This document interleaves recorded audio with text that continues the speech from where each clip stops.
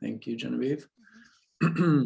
So let's just begin with introductions. I'd like the commission members to introduce themselves. Bruce, why don't we start with you? Bruce Newell from Helena, appointed by the governor. Thank you. Robin? Robin Scribner from Geraldine, Montana, appointed by the governor. Peggy? Morning, Peggy Taylor. I'm in Whitefish, Montana today and also appointed by the governor.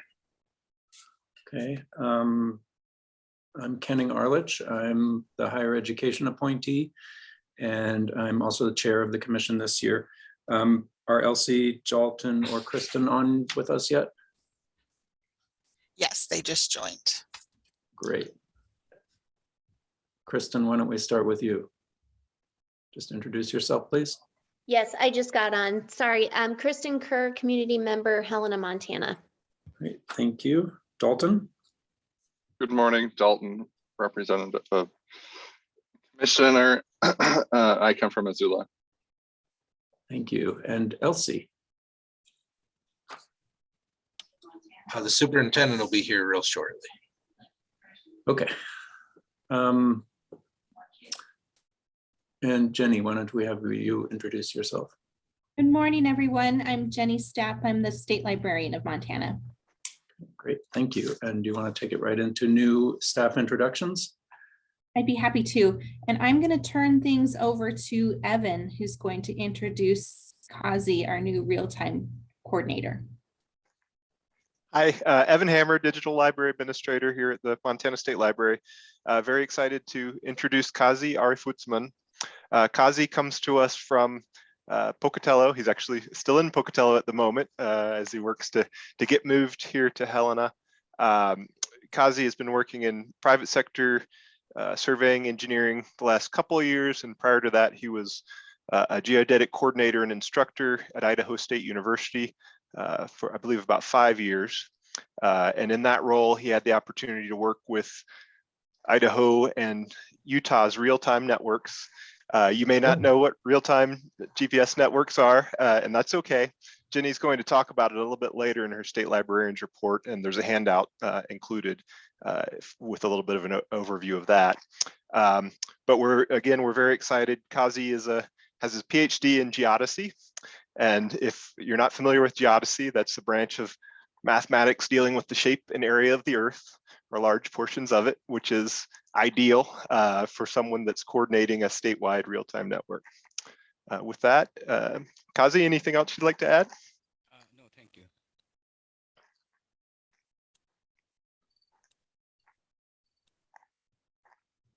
He may be having audio issues because I'm not hearing him.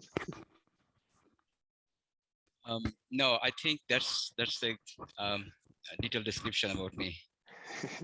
Welcome, Kazi. Thank you. Thank you, Kazi. Welcome. Glad you could be with us. I also want to reintroduce Rebecca Camp to the State Library Commission. As some of you might know, that Rebecca has been an employee of the State Library for a number of years now in a position as one of the Montana Shared Catalog System administrators. And we recently hired her into our state data coordinator position when Jessica Edwards left at the end of the year. Rebecca brings just a significant amount of knowledge in how to evaluate various kinds of programs using data and analytics, as well as how we can think about how we use our qualitative data to really help tell the story of the work of the State Library. She has really hit the ground running in this new position. You'll see some of her work already in your commission agenda. She is updating the work plan dashboard now for all of you. And she also prepared the summary evaluation of how Montana's state aid funding compares to other states in just the few short weeks that she's been on board in this new position. We are in the middle of recruiting to replace Rebecca, as well as one of our other shared catalog system administrators. Erin Kanan left to take a position in Bozeman. And so we have 2 positions open with the Montana Shared Catalog right now. And then we're also conducting an internal recruitment to fill a GIS tech position. Nate Wold left to take a position at the Department of Natural Resources. And we have a couple of contract temporary employees on staff. And so we're conducting an internal recruitment to fill that position. Those interviews will be conducted later this week. And we hope to have the shared catalog system administrator positions filled early in the month of March. But we're just thrilled to have Rebecca in this new position. I know she's going to be great. Rebecca, I don't know if you want to say hello to the commission. Hi, yeah, thank you for the introduction, Jenny. And I'm having a lot of fun diving into our data. And I'm excited to serve the MSL in this new capacity. Thank you. Great, thank you. Welcome, Rebecca. Any other introductions, Jenny? That concludes the introductions. Okay, great. Let's move into our consent agenda then, and we'll start with the bylaws review. At this point, I've heard of no additional changes for the commission bylaws. It's typical for us to bring the bylaws to your February commission meeting in case you would want to make any changes. If so, we can pull those out and review those and have action on them at your April meeting. If not, we can continue with them as part of your consent agenda. And included in the consent agenda is also the duties of the commission document, which accompanies the bylaws. Okay, any questions or comments about the bylaws?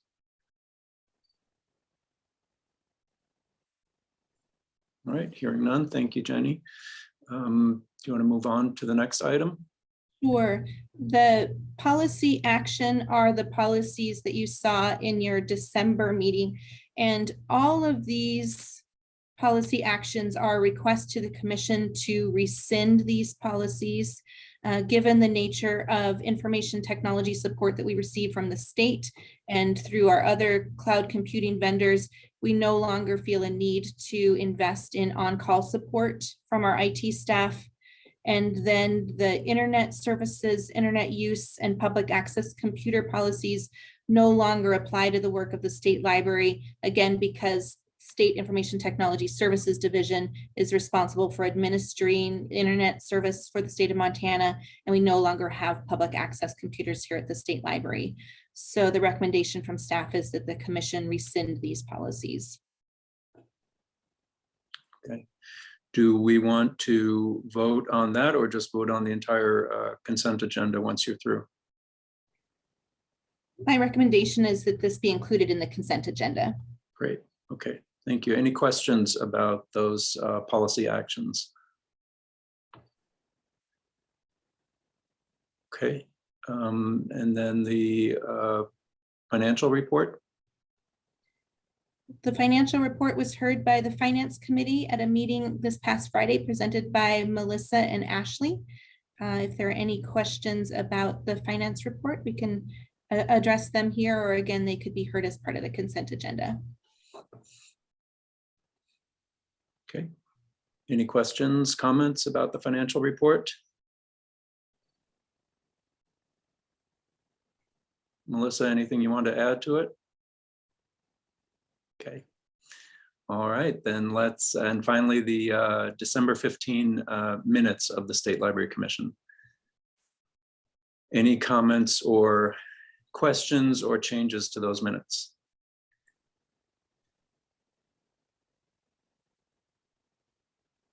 Okay, then I will ask for a motion to approve the consent agenda.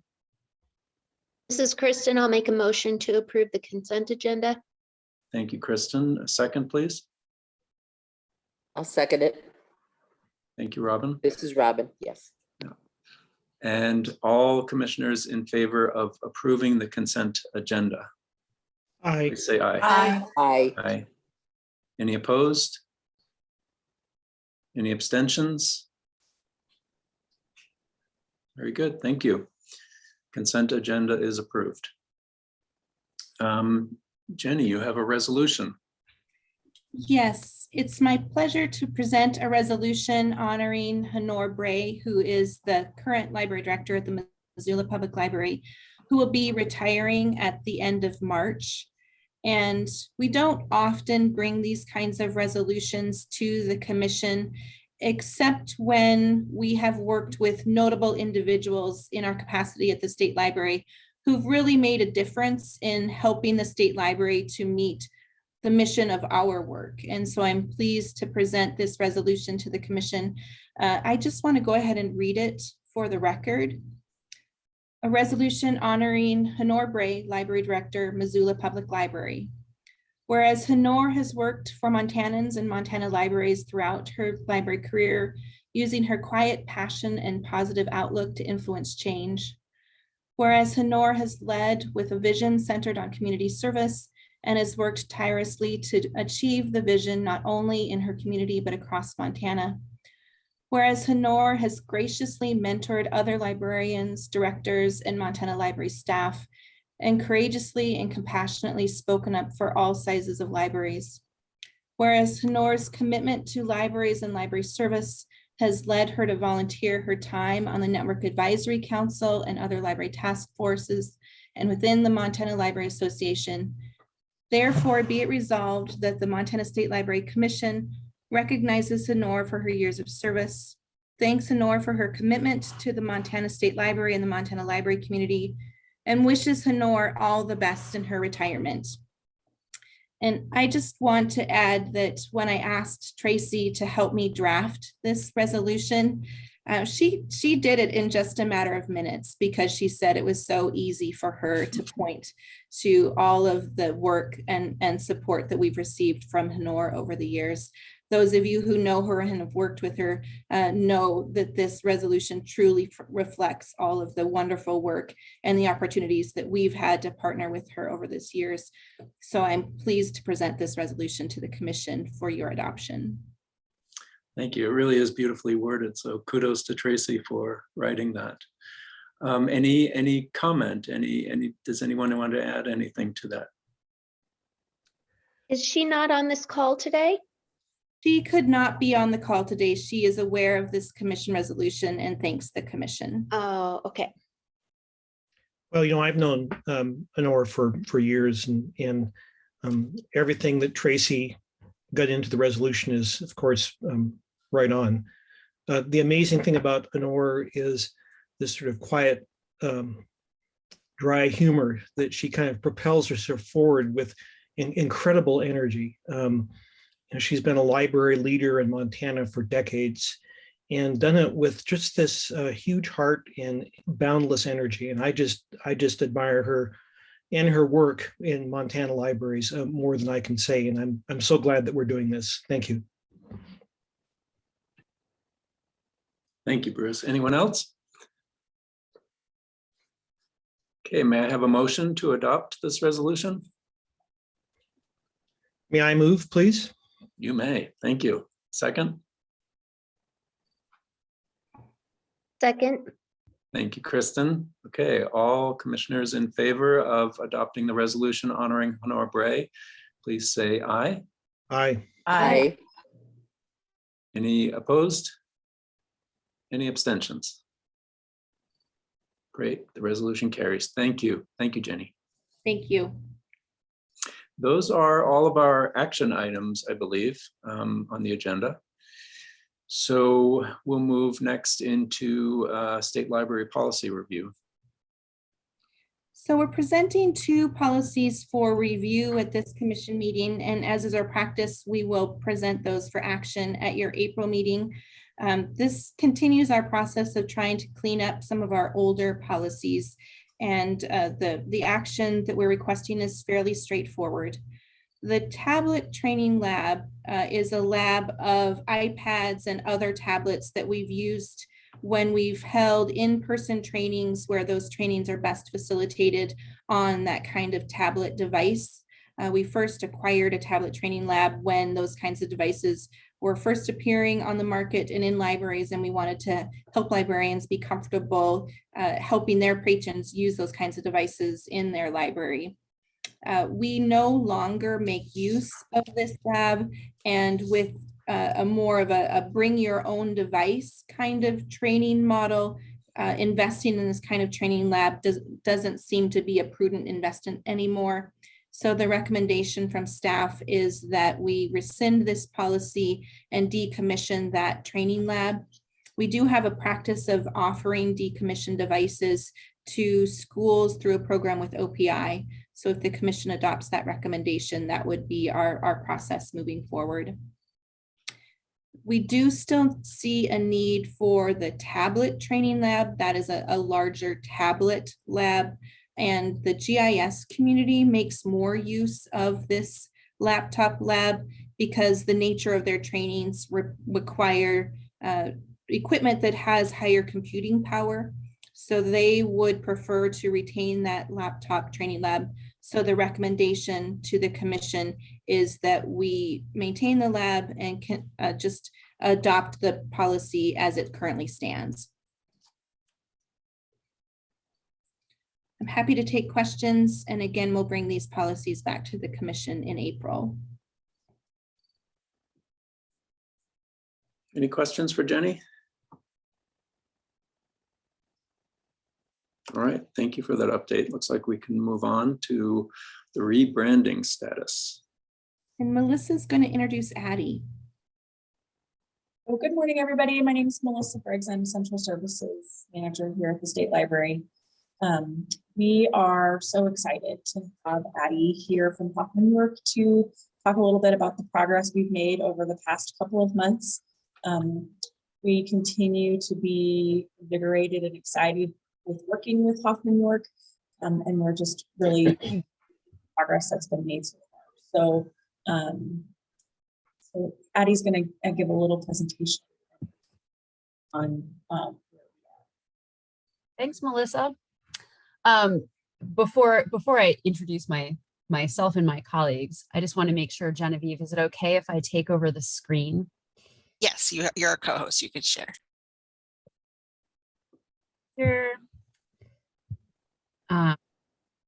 Hello, good to see many of you again. As Melissa mentioned, I'm Addie Palin. I'm the General Manager of Hoffman York's Montana office. And I'm joined here by my colleagues on this project, Tom Watson, our Executive Strategy Director, and Matt Hogan, our Consumer Insights Manager. And the three of us have stayed in very close lockstep throughout this process, and you'll be hearing from the three of us on various aspects of where we are with the project. So, you may have wondered what we've been up to since, some of you so generously gave us your time and insights last fall. So we're about to share that with you. And everyone can see and hear. Yep. Yes. Okay. Yes. All right. Excellent. All right. So just a quick reset on why we're here. Last late summer, I believe it was, the State Library put out a call looking for an agency partner to help develop a rebranding strategy that,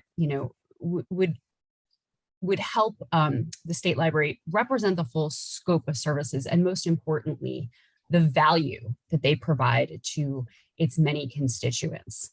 And so this project has really been a process of trying to understand what that value is, and that's sort of where we're at today. And then the foundation that we've built in the past couple of months with the work we've done will set the stage for how we bring that to life down in the future.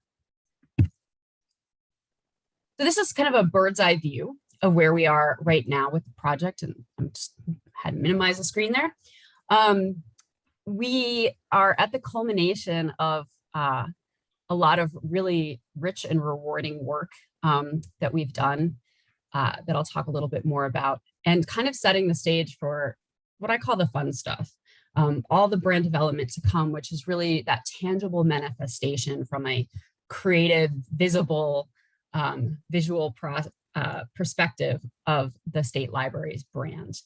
And then from there, we'll be putting together a plan as well as, some assets for how to roll that out, right? How to bring visibility to the new brand of the library. And, we have sort of lots of recommendations stirring in the back of our mind for those future phases.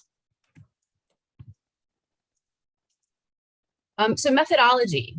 The state library and many of the commission members, as well as members of our government, generously gave their time to talk to us in depth about their perspectives on the state library. And in addition to that, we had the opportunity to survey some organizations that take advantage of the library's services, as well as do a lot of digging into the library brand, as well as many of the programs under the state library umbrella. And looking, while we know that the state library does not have a true competitive set, looking at other state libraries and other library and organizational models to see what their positioning was, what their branding looked like, how they were organized in order to help inform our recommendation.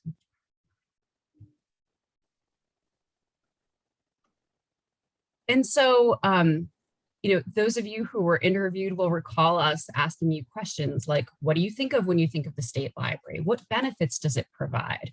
What's your current understanding of the brand? We asked you to get into that squishy territory of branding and logos, but also tell us a little bit about the opportunities you saw for a successfully rebranded state library. Some of the challenges you perceived, roadblocks we might need to prepare for along the way, and who those critical user groups were. So all of that information, really kind of fed into a number of things that form the building blocks of this project. The things we're here to talk about today, the problem, the audiences, the positioning, and a naming recommendation, but also, down the road, the visual identity, the communications materials, and that's the strategic plan that we'll put together. And we have a pretty, I would say several actually, pretty packed parking lots of information from those interviews that will help inform those future states. So things that you won't necessarily see brought to bear today, but a long list of ideas, tactics, strategies that we may deploy down the road.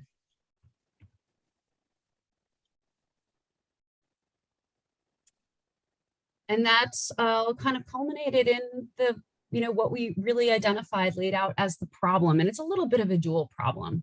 But the first, I think, being the most important that we hope to address, which is Montanans are using the Montana State Library programs without even realizing it.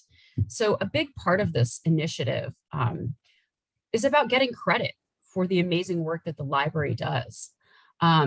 And then secondarily, just bringing awareness to it to those who aren't, taking advantage of this incredible resource. So our goal ultimately is to grow awareness of the state library's mission and programs to increase the value returned to the state and its residents. Before I turn it over to Matt to talk about audiences, any questions on any of this? Great, we'll keep rolling. I can't see anyone right now, so just feel free to raise your hand if you have a question. Thanks, Addie. One of the key aspects of this is to start to understand audiences from a couple different angles. Not only who's using it, but how are they using it? Why are they using it? What are some of the emotional and rational benefits that are provided? And then who could use it as well? So many of the conversations that we had was with people, commission or even at the library was, oh, I found out about this program and now I use it all the time. And it was great. Or I've been using this program for years and never realized, to Addie's point, that it was a Montana State Library program. So much of what we tried to do was just to start to organize all of the programs. And this isn't necessarily an exhaustive list. There are certain sub-programs here and everything there, but the programs that we found, we started to see them in three different areas. The local library programs, these are the programs that the Lewis and Clark Library, for example, would take advantage of in the communities surrounding those libraries. The proprietary collections really was the talking book library, but then the data and information, and so much conversation about all of the great data, how it's housed, how it's structured, how it's programmed, all of that, and then how it goes out into the world. And a single data point can be used in 4 different programs here. So we started to learn a ton about the different programs that were available. Bruce, did you have a question? Yeah, I'm sitting here. I'm sorry, I'm being so slow at responding to. I'm thinking about what Addie was saying, which relates to this as well. So explain to me why you think it's a problem that people don't know that the services they're getting are from the state library. What does that mean to you? From our perspective, there was a couple different reasons that that's important. First off, understanding the value of the investment in the state library, and that it's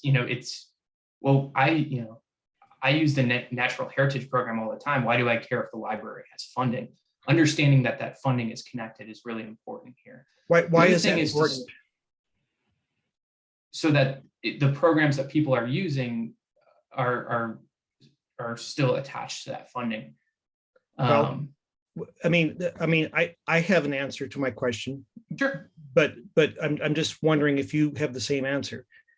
So as long as our clients are getting quality information and quality services, what does it matter that they know it comes from the state library? What difference does that make? Sure. The single brand, it pulls it together. And why is that important? There's 2. And again, this is just my opinion, having gone through a lot of these conversations, but the more people know that ladders up to a higher program, the more they'll understand why that higher program needs investing in and how that investment then moves down into these individual programs. So that's the first one. The second one really goes to understanding how the other, if I use one program that Montana State Library uses, I might be more willing to use another program within the library services if I understand that it's managed by the same program. Again, that's just my opinion. Addie or anybody else, if there's. Well, if I could just add on to that, and then Addie, I'm sorry to interrupt you, but when we get to the very end, one of the things that we've learned through all of the discovery work is the incredible amount of trust and equity that comes with any library, but in specific the Montana State Library. So if there's a way to migrate some of that trust, some of that great, what we would call brand equity, to all the different programs, then those programs would actually have more credibility and authority themselves. So it would all build to the greater whole, and that greater whole actually has a great deal to share with those various programs. That's a response that makes sense to me. That would take and warrant the expenditure that the state library is making in these important rebranding efforts. I guess what I would add to that, and I suspect you folks would as well, is frankly that having a more recognizable brand will hopefully help us obtain funding as adequate to our services, and 2, will help us more easily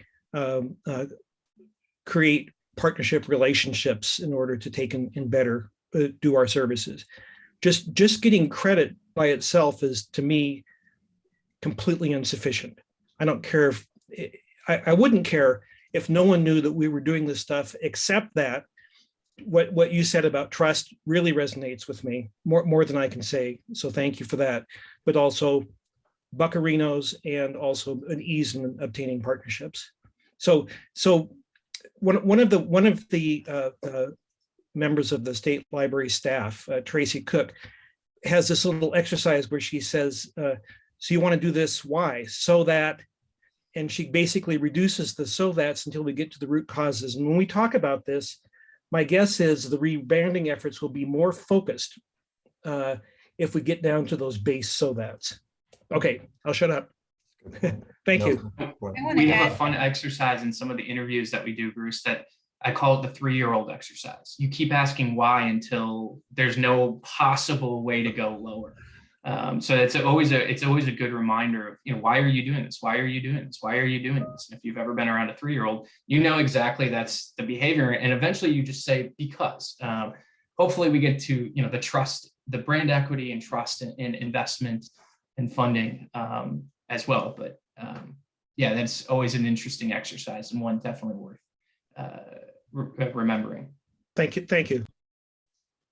Did I hear Jenny's voice or someone else's voice just before Matt continues? It was me. I just wanted to add that the problem statements that Hoffman York presented really resonate with the staff because that's what we have seen over the years.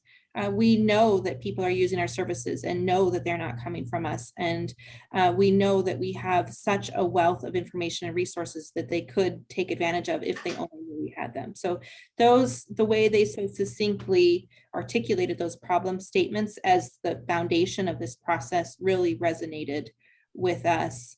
And, you know, to Matt and Tom's points, we want funding to follow. That's what hurt when Melissa proposed this idea about a year ago. We'd seen a loss of funding, and we knew that a lot of that loss of funding reflected the fact that people didn't realize all of the services that came from the state library. And so we understand that problem to be at the root of some of the work that we're trying to solve. And to Bruce's point, the staff believes so strongly in the work that we do. And we do have such trust in each other, trust in our partners, trust with the people that are using our libraries, trust that's been built up over many, many years. And we want them to feel the benefit of the programs and services that we are offering. And we hope that this effort will help to continue to advance those efforts as well.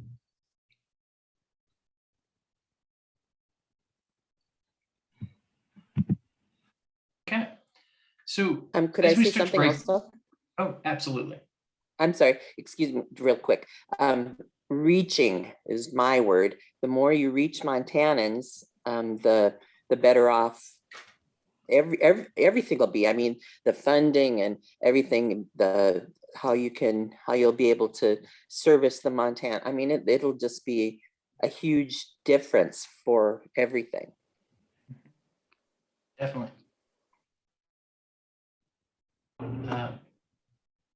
So as we started to look at the programs, we started, like I said, you know, a single data point could be used so many different ways. It could be used for water, it could be used for the cadastral, it could be used for so many things. And so we started to see different audiences. So I talked to somebody who did it, you know, they're a fisherman, and that water data really helps them understand that. Professionals and recreationalists alike, all that data and info programs, just starting to see a wide range of people and a wide range of needs as well, from Next Gen 911 to some of the local municipalities that use that data to help shore up their own processes. And so again, just starting to understand all the different audiences, who's using this. It was funny because as we started to put this together, there's not a lot of people in the state of Montana who couldn't find some use, whether recreational or professional.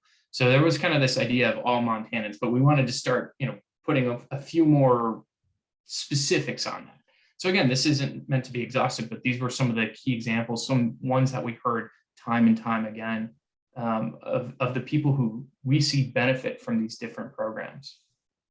And just to add to that real quick, Matt, before I advance your slide, you know, we will certainly be, as we roll out the brand, looking at strategies for reaching these audiences and making sure that they're, you know, aware of the work that's of our new messaging, and again, making sure that the state library gets credit with them.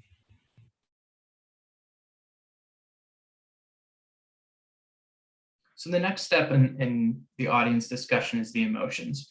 And again, as we break this into the local libraries and data info users, came up with this, you know, what are the local libraries looking for? They're looking for the resources to help serve their communities better. The ones that we talk to, we're always trying to say, you know, the state library just helps us understand how to serve our communities better, whether that's serving the actual people within the community or how to talk to their local legislators and local politicians, whatever that might be. There was a ton of trust that they were trying to build within their communities, between communities, all of that was there. And then care as well. Again, I mean, there's just this incredible amount of care that they're putting into their work in the local library system. The data and info users really looking for reliable and accessible data about the state of Montana. Whatever form that might take, reliability and accessibility was key. And again, this, you know, when you look at the wide range of programs here, it always came back to, well, I look at it because I know where it is and I know it's going to be as accurate as possible. So a ton of confidence and knowledge, really key emotions for those users too. So we start to plot out some of these emotions and you can start to see how they triangulate a little bit into some of those deeper emotional benefits that great brands are really built off of.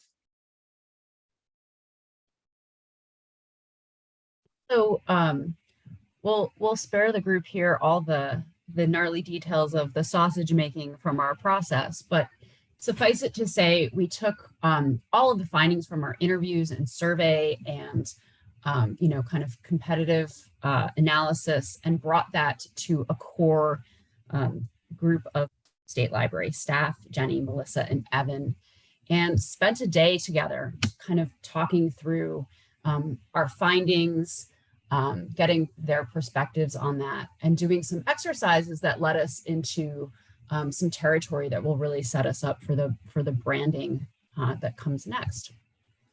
So, you know, throughout our interviews with these 21 stakeholders, it was really gratifying to hear so many common themes arise. And we ended up kind of distilling those or categorizing those into values and distilling them down into the 5 that we're sharing here. And I'm going to read them verbatim because I think, one, they're very important, very critical to this process. And, you know, a lot of the language here is lifted directly from the quotes that we heard from folks that we talked to. So this is language reflective of this larger group of stakeholders. So starting with access. Open data advocacy helps equalize the knowledge base of Montanans. This, again, we heard this over and over, how the state library is kind of a great equalizer in terms of its ability to you know, open its data to everyone. Trusted, nonpartisan, that came up in many different terms were used, but that ultimately is what that boiled down to. Nonpartisan with a reputation for integrity and transparency that fosters strong relationships across the state. We had numerous conversations about how the state library was actually, for Montana, kind of an anomaly among other state libraries that were a bit more dysfunctional, and the great work that the team has done to build those relationships with other libraries as well as other organizations in Montana. Noble. All areas of the library contribute to making lives better for Montanans. And we talked about health, we talked about safety, and other kind of, you know, just really core sort of higher order values that contribute to this idea of being noble. Efficient. Promotes data sharing that expedites decisions and leads to better outcomes.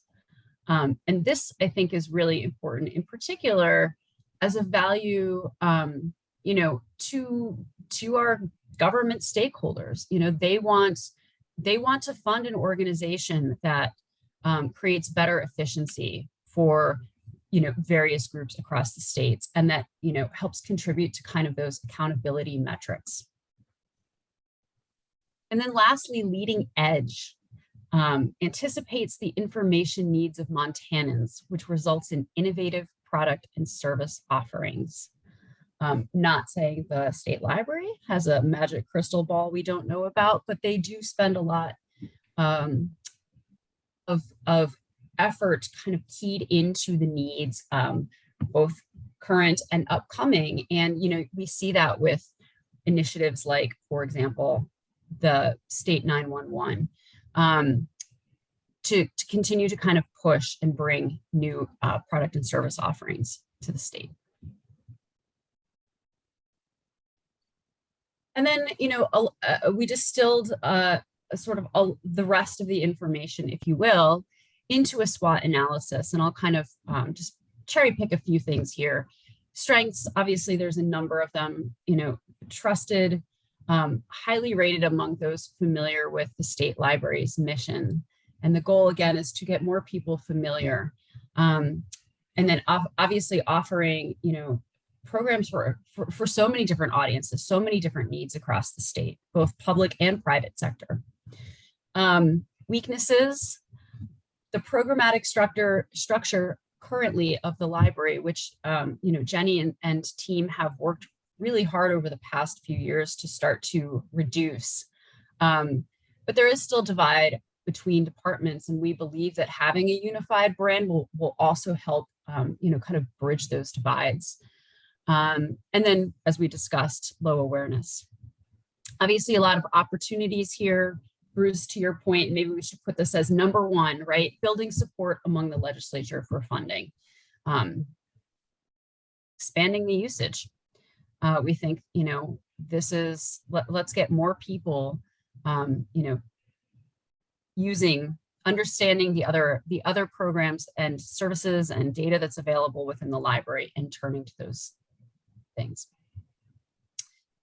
And then threats, there are a few of them, and these will be important to keep in mind as we develop our communications plan. But libraries are often seen as a luxury by those that are unaware of all that the state library in particular can do. So we want to make sure that they're understanding that.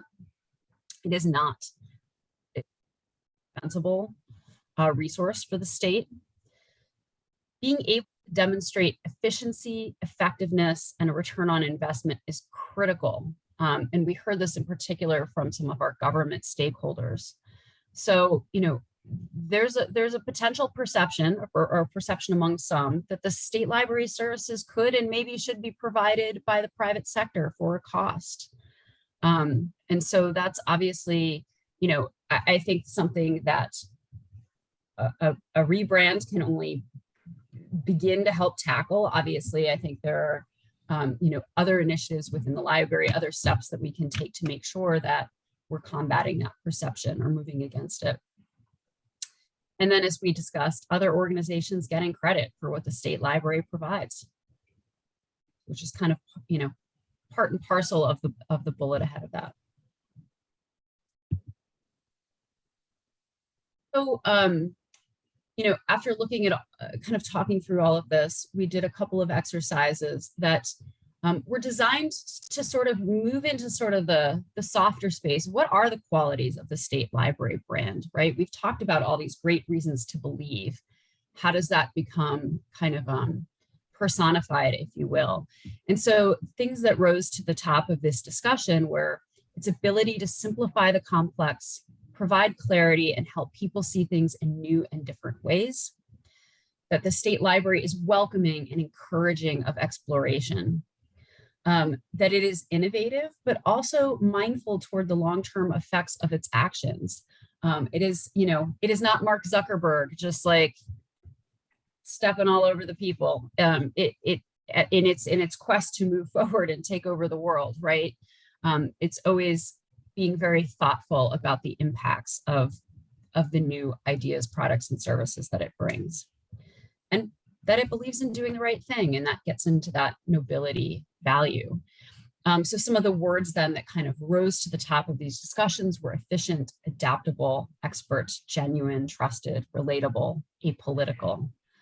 And so this starts to sort of paint a picture of the state library brand. And it's this type of information that will be really useful to our creative team as we transition this project into the next phase of coming up with that logo, coming up with messaging for the library, and then ultimately the communications that roll out of it.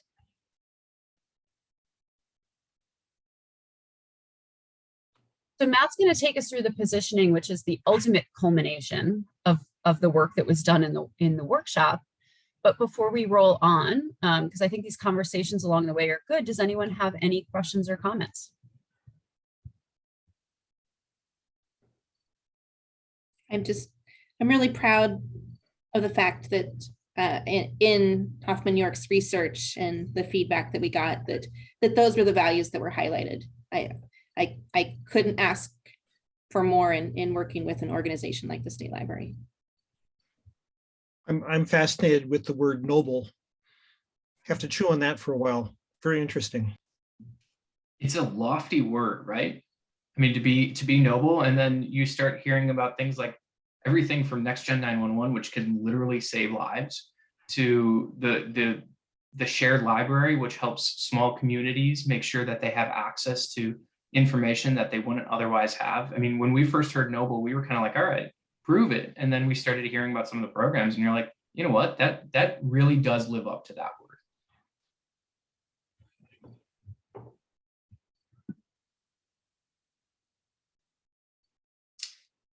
So Looks like Bryce has something to say. I was just going to say that in your audience slide, the one thing that seemed to me to stand out, maybe that could be added, is tribal nations as an audience. It's such a unique, it's 10% of Montana's land area, unique needs. Anyway, just a thought. Absolutely. Yeah, thank you. So as we go into this exercise, we always, we have this slide that we've kind of built and used in the past, and it's always an important place to start, because brand positioning can sort of be one of those words, like a lot of marketing words, that can mean different things to different people. And so we wanted to define some of the purpose that we're serving here. The first thing is that brand positioning is really designed to be an internal statement. And it doesn't mean that you can't share it out, but it really is it's a statement that is supposed to bring about some sort of organizational alignment.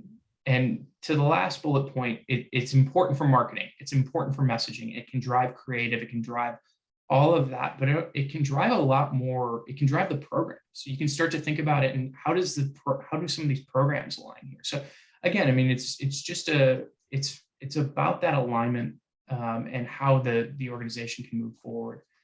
We talk about two things about what they should do, and we use the words elevate and differentiate, but what makes an organization different and or better?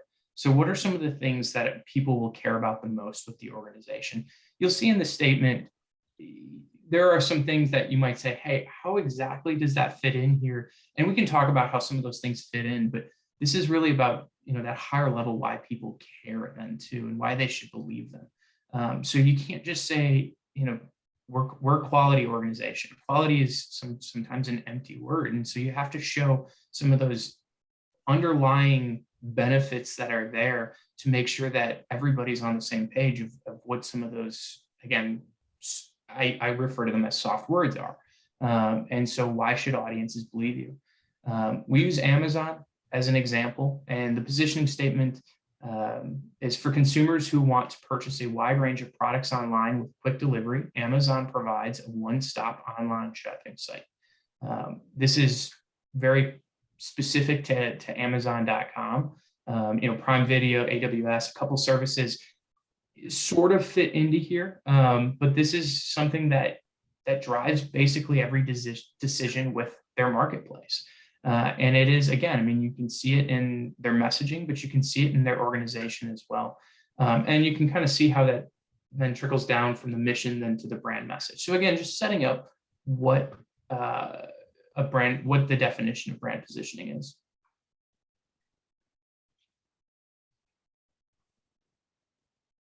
So there's a somewhat classic formula for this, and brand positionings will go off of this and start to branch off, but it is, to me, it's always been a really important place to at least start. And it works in most of the time. You want to identify the target audience, the category, the value proposition, and the reason to believe. The target audience isn't just the demographic person, but it's really the emotion that they're looking to satisfy. What do they want? What do they need on a deeper level, quite frankly? Category is an interesting one because for so many brands, it's very obvious. For the state library, the category is, it is a little different. You'll see how we approach that because it is so important to define what a library does and what a library is. And then the value proposition is just what you do well. And the reason to believe is exactly what it sounds like. Why should, again, it's easy to say that you do something well, but what are some of the things that make the audience true believers in that value proposition? So this was the positioning statement we landed on. And we had a couple different iterations and discussions and some really interesting conversations, reviewing notes, re-reviewing notes, everything with that. And we came up with, for Montanans of all backgrounds, we're seeking confidence in their decisions. Montana State Library is the trusted resource that provides leadership and guidance in a fast-moving world through its innovative information services and relationships built by dedicated staff. So a couple keys here, and they're highlighted as they were in the last slide. Confidence in decisions. So when you look at so many of the sources or so many of the programs, so many of the needs, there's a need for confidence, and those decisions can be professional, they can be recreational, personal, whatever they might be. But there's a lot of confidence that we look back at on those emotions. A library is a trusted resource. And this is something that we sort of looked at libraries from around the country and even internationally. And the word library, which we'll talk about in a few minutes with the naming, it's evolved faster than the actual definition of the word library has, the common understanding of it. But libraries are generally trusted, and they are a resource that the public is looking for. And so many of the programs that Montana State Library provides are all about leadership and guidance. And again, I mean, whether it's the shared library or the GIS data, whatever that is, it's all about leadership and guidance. And then we framed it in this idea of, with information moving so fast, it's important to have that confidence and trust there. And then the information services, innovative information services and relationships. And this goes to a common theme, no matter who we were talking to, was the incredible amount of trust based on personal relationships and listening and evolving and reacting to needs around the state. This was something that people felt like was unique to Montana relative to other state libraries. There was just an incredible amount of trust around around Montana State Library. And so much of that was because they were listening, as that leading edge idea, listening and saying, okay, this is a program that we're going to need, or this is how we're going to need to evolve this program. And so once people understand that relationship, they start to see that leadership and guidance and say, you do have leadership and guidance. We see it every day. We see it all the time when we communicate with the state library. So this, again, was the positioning statement we landed on. At Hoffman York, we have what we call brand strategy canvas. And this is an iterative document, but it's something that goes in front of basically anybody who's going to try to create some sort of marketing materials or anything like that. And it's just somewhat of a summation of a lot of what we've seen. As you can see, there's a couple of things that come in once the creative team really, digs their hands into the project. But we've talked a lot about the insights and the emotions, the competitive environment. I've talked a lot about rational and emotional benefits, positioning statement, the values, the personality, this knowledgeable, assured, and guiding. And so it's really a way to make sure it's essentially a brief. But anytime somebody's going to this, how do you make sure that they know everything that we've talked about today? This canvas is that document that keeps everybody on the same page. Any questions on the brand positioning statement?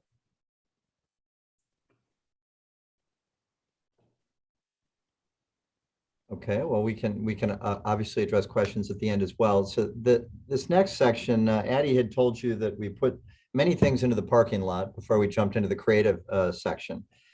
This is one area that we didn't put into the parking lot. So I think as we got through the discovery phase, we looked at the branding, and it did reveal some key considerations regarding the role of the name, Montana State Library, to the brand. Now, the name isn't everything to the brand, but it's a lot. And particularly, and I think this will ring true because many of you were involved in many of these interviews, the thing that continued to come up was that categorical descriptor, library. And library as a term, as a categorical term, not just for Montana State Library, but for all libraries, most people brought up, even on an unprompted basis, that it really doesn't encompass the complete services or the functions of MSL. And in fact, many libraries. And this is not just an issue to MSL, it's an issue to the entire category. And we actually pulled in a lot of different examples from other libraries who are trying to deal with this. And we actually looked at some other sources as well. So this key consideration of the categorical descriptor of library and whether it is going to be the categorical description that we carry forward, we thought it was so important that even before we jumped into creative, we wanted to assess that, take in all the information we had, and provide our recommendation on whether we should carry that forward. So having said that, there are, for all brands, there's basically 4 reasons one would consider changing their name, either the unique modifier of the name or the categorical descriptor. And the first one is if there's some high negative associations with the brand. And I can give you a few examples of this, but Philip Morris, who most people over 40 would recognize as the tobacco company, when they were the subject of massive lawsuits, they changed their name to Altria, a much friendlier name. It didn't yell tobacco. And it also didn't show up in the headlines quite as easily. A more common one right now would be, for different reasons, Aunt Jemima, the common syrup and pancake mix, moved away from a name that some felt was racially insensitive to actually their original name, Pearl Milling Company. So a lot of reasons, if there's negatives around your name, why you might change it. Which we don't think is really the case here. The second one is changing an organizational mission. The best example, again, very recent, Oprah Winfrey just bought Weight Watchers, and she said, we're not just about weight, we're a lifestyle brand, we're about well-being and healthy living. So they changed their name from Weight Watchers to WW. They went to initials, which is a common default in naming. Another example there would be Google. We refer to it as Google. The parent company is actually named Alphabet and has been for the last 4 years. They said we're bigger than just search. They're involved in things we don't even want to know about, including self-driving cars. But they said our mission is much larger than just search, even though that's 98% of our revenues. The third reason, and actually this ties into the fourth, is avoiding brand confusion. And actually the fourth is signaling a shift in brand offering. My favorite example of this one is a brand that's near and dear to my heart, which is Dunkin' Donuts. Dunkin' Donuts said we're not just about breakfast and donuts and coffee anymore. We want to serve lunch. Actually, in some urban centers, they're serving dinner, believe it or not. So they hired a naming firm and they dropped the donuts. They're now Dunkin'. So they're no longer identifying themselves just with this one brand offering of donuts, which for years and years was their calling. Now they're broader than that. So they've taken off that categorical descriptor.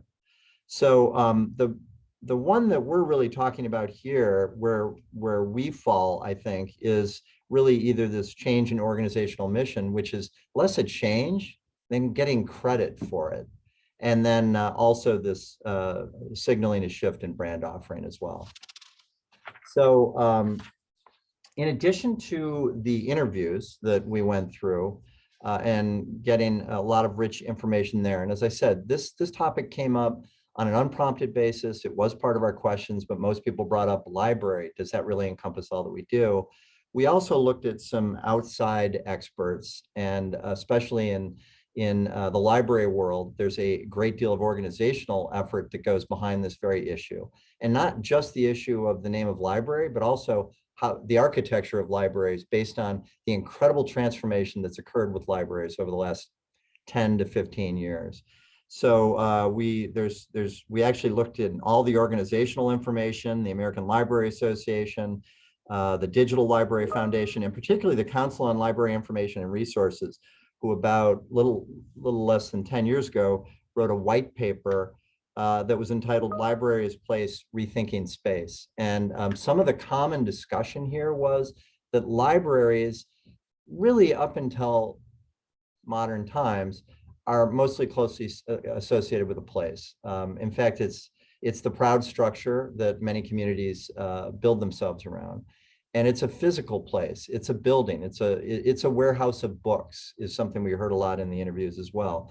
And increasingly now, it's a center for the community too. In many of these articles, what they were talking about was how that is being re-envisioned. And it's less a place now than it is a space. And by space, they meant it's a virtual space. More and more libraries are serving more and more of their content up as a digital resource hub. And so to some degree, they exist more in, I hate to borrow this hot language now that's coming out of Facebook, but in that metaphysical universe. And they all looked at that and said, that's a huge advantage. That's a huge opportunity as well. So this idea of place to space and what library means to different people is something it's becoming part of not only the conversation of these professional groups, but also part of the concept that people who use libraries have. So despite the fact that everyone more or less brought this up, that there are limitations to this legacy descriptor of library, it really continues to endure. And it endures not only just as an institution, but with users. Users are very, very confident and free to use the word library. They're really, despite the fact that everyone in the category is dealing with this, every library across the United States and beyond, I'm sure, is saying we do a lot more than just check out books. They talk about some of the positives, which we would call positive brand equity. And so what does library really mean? Well, to most people, and it certainly showed up in all these articles as well, it's strongly associated with these key attributes that Addie just talked about: trust, reliability, information, access to resources. And these are really strong, positive, and I will say emotional attributes as well. People feel a very strong emotional bond with the word library, and their library in particular. So given that it does carry a great deal of positive brand equity, if you will, that term library, it brought us to our point of view.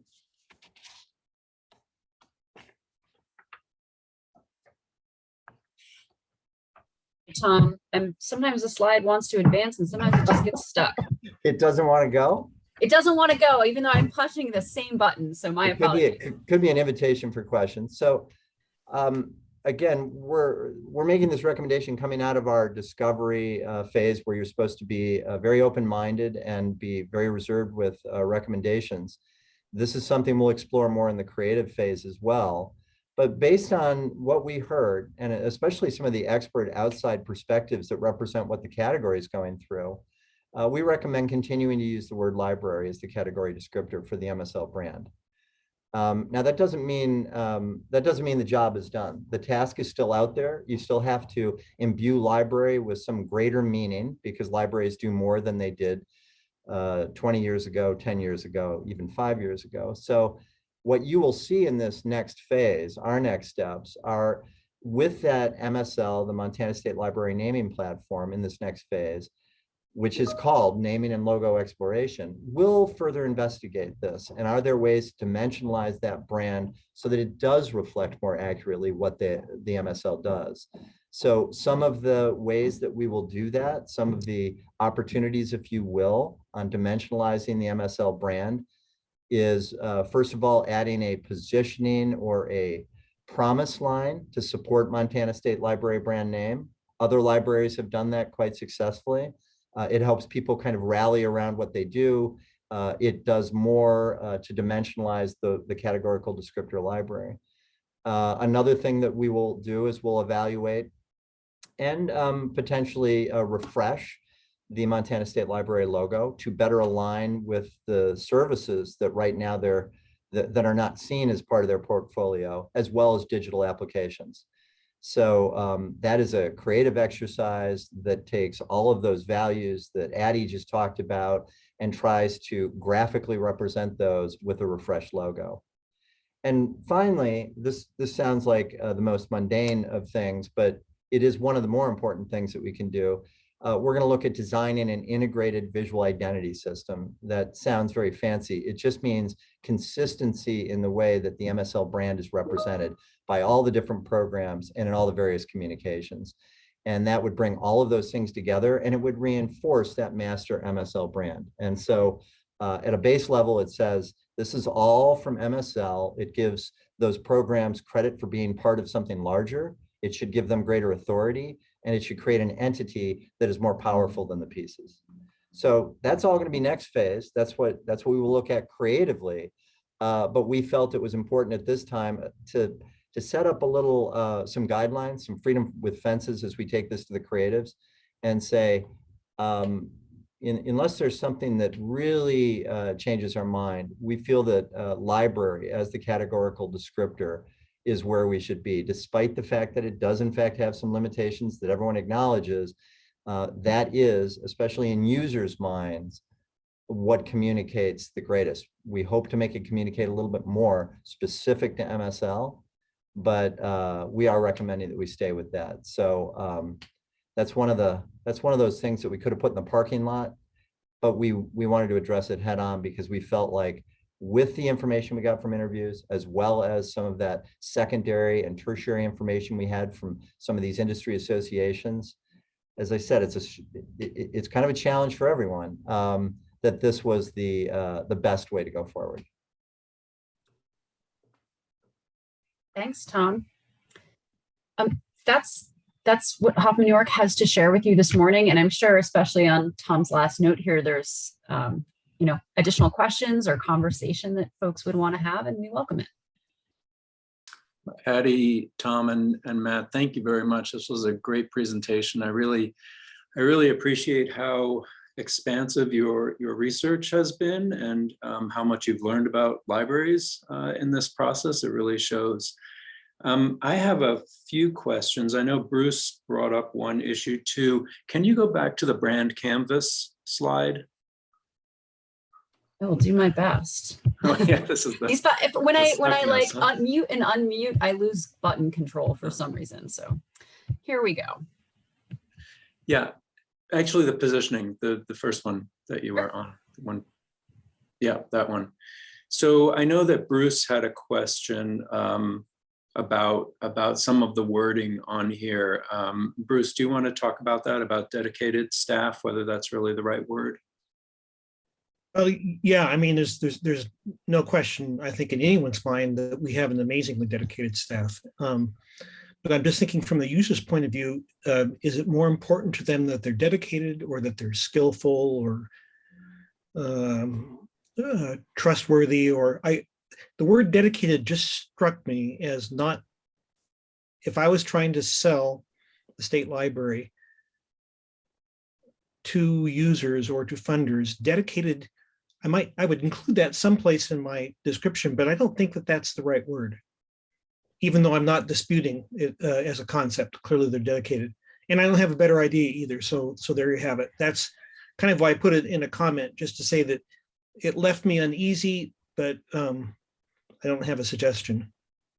Yeah, I'll just say I agree with Bruce. I mean, again, no slight on the very dedicated staff who work with MSL, but I agree that maybe a different word like expert staff would resonate more with the public. I think experts good. Maybe the problem is it's not one word. Maybe it's expert trusted or something like that. I mean, when I think about if I have in the past, I have turned to MSL staff to help me solve a problem. And when I went to them, they were friendly and they were brilliant and expert and creative and a pleasure to work with and approachable. From a user's point of view, I think some of those qualities are key. I always figure when you hire somebody formally, when you hire a new staff member, you first look to see if you can work with them and then you see if they can do the job. And maybe that's the case here as well, is that it's not just that they're dedicated from the perspective of the agency, which again they are, but they're just great to work with because they know their stuff and they're friendly and blah, blah, blah. And if you're thinking about branding, if you can get that in there, you guys are doing a fabulous job with this. So you got to be better at this than I am. Dedicated is not quite right. Okay. Maybe Evan suggested that maybe Hoffman New York talk about the purpose of the positioning statement, and that might help. Yeah, the primary purpose is that internal alignment. So the audience might never see the word dedicated. I'd just start there and as a quick reminder. And then I'll just do a quick explanation of how we got to dedicated. And this might change your mind, it might not. But there were really two things that I think dedicated tried to speak to. And one of them, as we've learned about libraries, was this famous library adage, a search engine will get you 1 million results, a librarian will get you the right one. And we talked a lot about the idea of the friendly, approachable librarian. And this is not to say that Jenny and her staff are not friendly or approachable, much like dedicated, but there's a determination there to make sure that the answer is correct. And the answer is as useful as possible. And so that's part of where dedication came from. The other thing is when I spoke about the idea of something that we feel is unique to the Montana State Library as opposed to other state libraries, are these relationships that are built. And these don't come naturally. These are not something, other states don't have them because they take an investment in time. And again, that's where that dedication tried to speak to some of that investment, whether it's to get the right result or to build that key relationship to make sure that they're helping. It's almost, I'm coming back to the word determined a lot here too, but that was essentially the thinking behind dedicated. So again, it's this internal alignment, and this may shed some more light on it, or you might be thinking, nope, I'm still in the same spot, but just wanted to give you a little bit of background of how we landed on dedicated staff. Well, I don't want to make a huge deal about it. Like I say, I don't have a better idea. And sure. That's a good, your explanation is interesting. I still don't think it's, to me, the right word, but I'm not the audience, so I defer. We appreciate the feedback, and it's definitely something we can think about. And these are the types of comments that, whether change is made or not, I think is really good for our creative team to be included in too, because that will be a little bit more external facing. So as we start to think about the audience more, some of those comments are really important in this as well. So let us think about it a little bit. I'm not sure if I have a solution one way or another at this exact moment, but it's really interesting feedback. It's really helpful feedback and a number of levels. And Matt, just one more comment besides the hiring analogy. I think the other thing that users are driven by is convenience. And if you having an inconvenient staff member is sort of an amusing notion, but we're really looking for a staff member with whom our interaction is convenient, both in terms of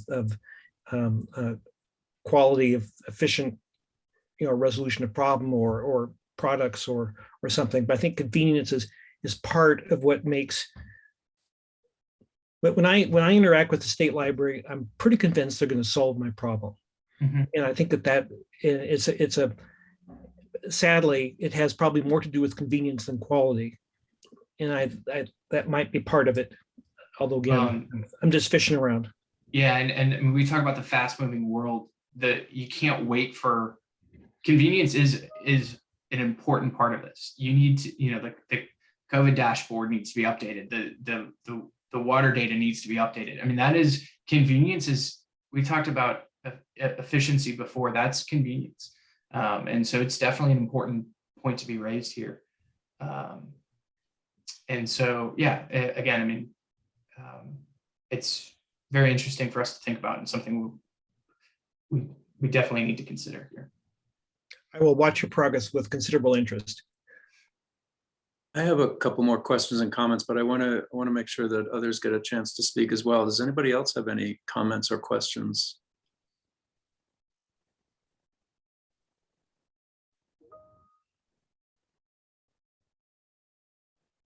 Okay, then I'll go ahead. So along the right words discussion, the other word that stuck out for me is leadership. And I'm not quite sure why, but it just strikes me, I would just want to know more about who the State Library is leading.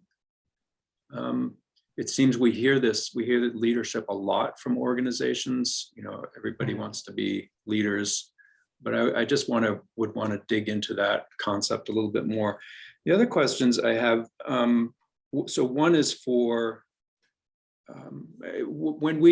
when you interviewed me, I said that one of there is definitely a brand confusion in play with Montana State Library and Montana State University Library, right? And this is a continuing big deal for search engines. Mm-hmm. And I'm just wondering if it's possible. So I guess what I'm asking, Jenny, is, are there limitations on what the state will allow you to do in terms of brand changes? I, for instance, would not be allowed to change our brand within the Montana University, State University, or the Montana University system. But are there limitations that you face from the state in terms of name changes or logos or colors or anything like that? In terms of a name change, our name is in statute. And so if we were going to adopt a new formal name, we would go through a legislative process to do that.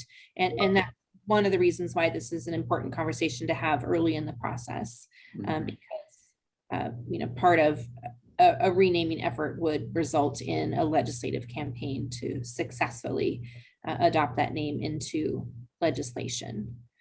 So that's the broadest, I guess the most specific issue that we would face if we did change the name. You raised an interesting question, Kenning, about search engines and other means by which the State Library is differentiated from other institutions. And I'm curious what Hoffman York's thoughts are about what the naming and creative process could yield that would address some of those kinds of concerns.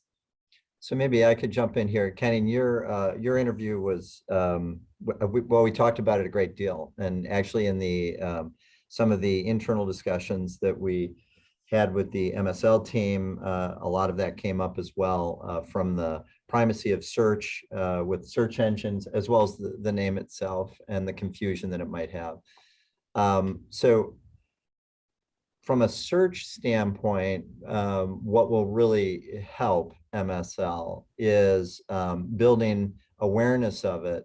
And we think that one of the ways to do that is when people are searching for some of the programs, if they are closely attached with MSL and that branding is much more linked, the increased search organically will also build for in all areas of search. So there's a certain degree of building awareness behind the identity that should greatly assist in that. There's also, when we get beyond this phase, when we talk about perhaps even paid search and using different ways to build awareness of the name, how that can reinforce organic search as well. So we haven't really let loose our media search team on something like this, but your thoughts are first in our mind because we went through the very exercise and we said, yeah, Kenning's absolutely right. And if that confusion exists online as people go to what most people consider to be the authoritative source, Google, which I jokingly say, Google is where I wonder when to die.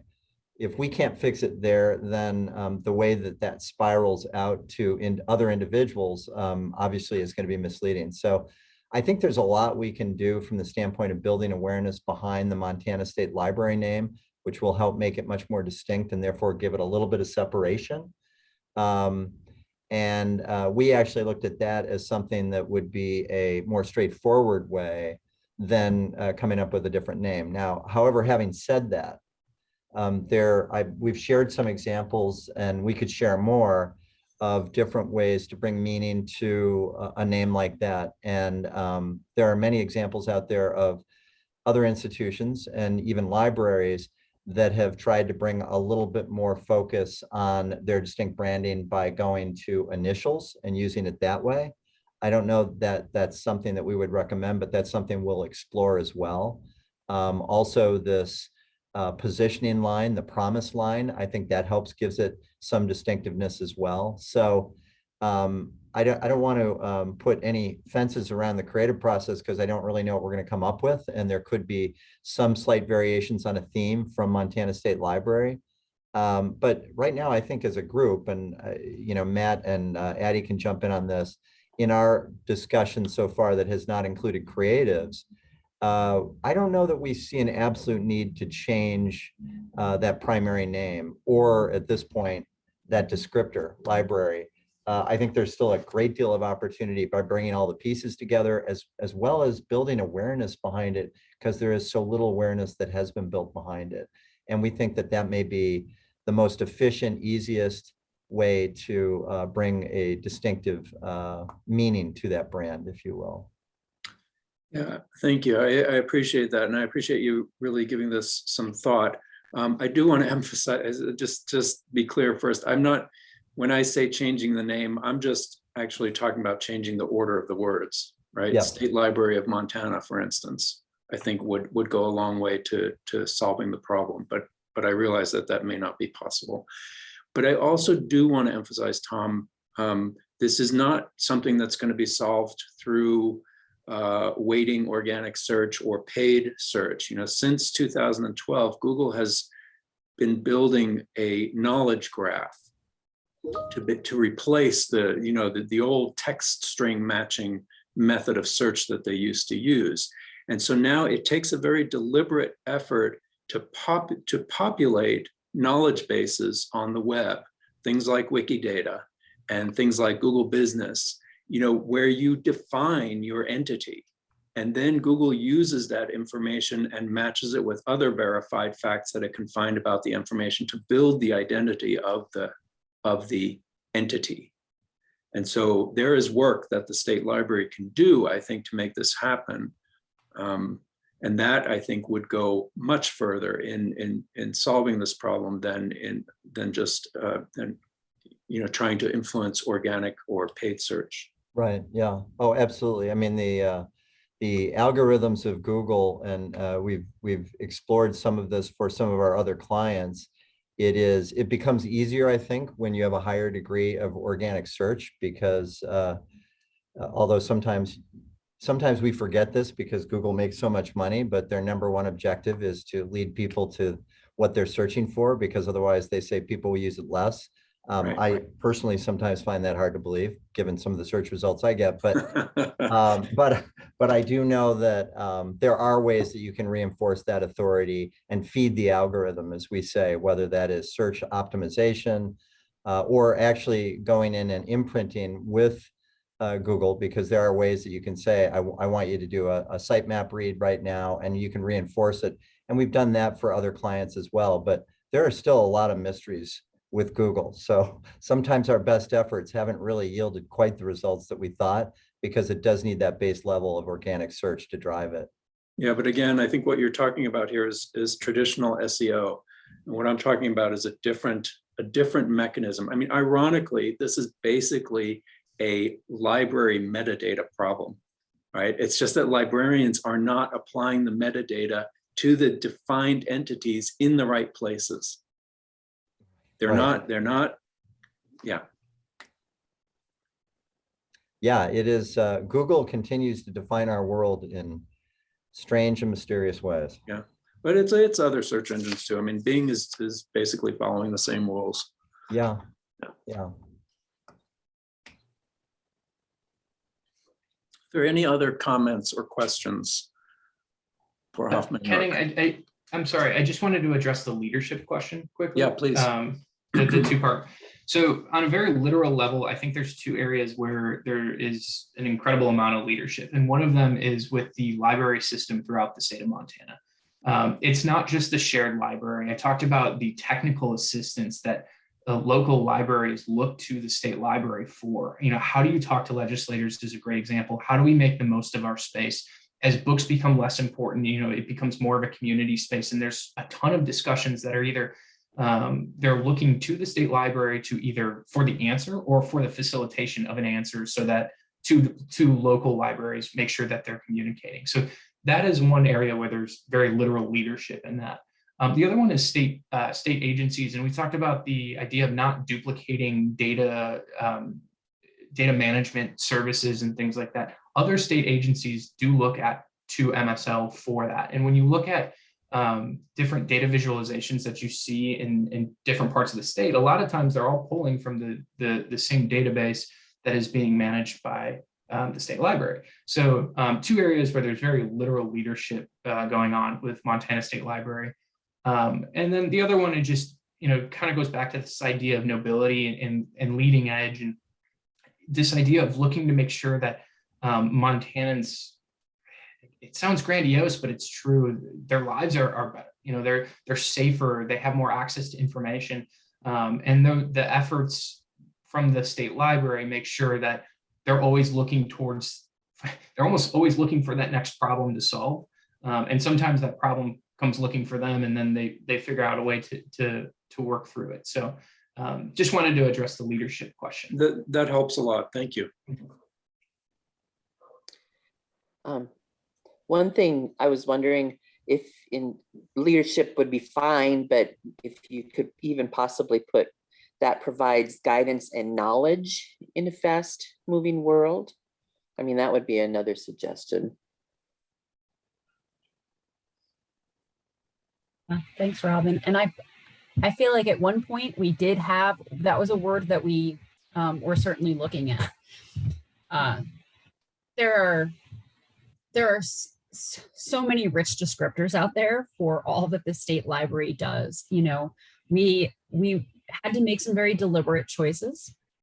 And, you know, to Matt's point earlier, the goal is to get as close as we can to that, you know, internal North Star that informs our external, you know, messaging. And that's where the language becomes even more critical. So this probably will not be the last discussion we have around language, you know, once you see some of those outward facing manifestations of the brand. All really good input for, again, the creative team, and things to keep in evaluating that internally and before. It's a great discussion. Yeah, so when can we expect to hear from you again? Yeah, I mean, I think the great thing is coming off of this conversation, it sounds like the commission is on board. I'm not hearing any tripping points, you know.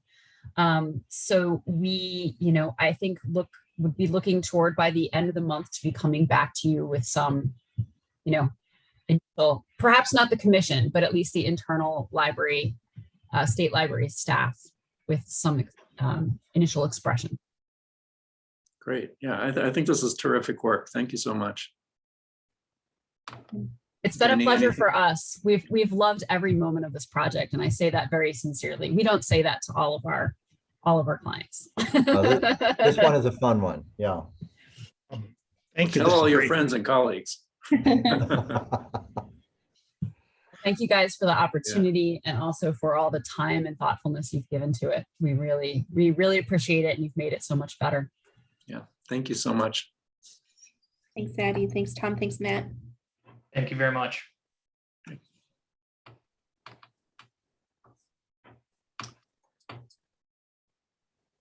All right, how's everybody feeling?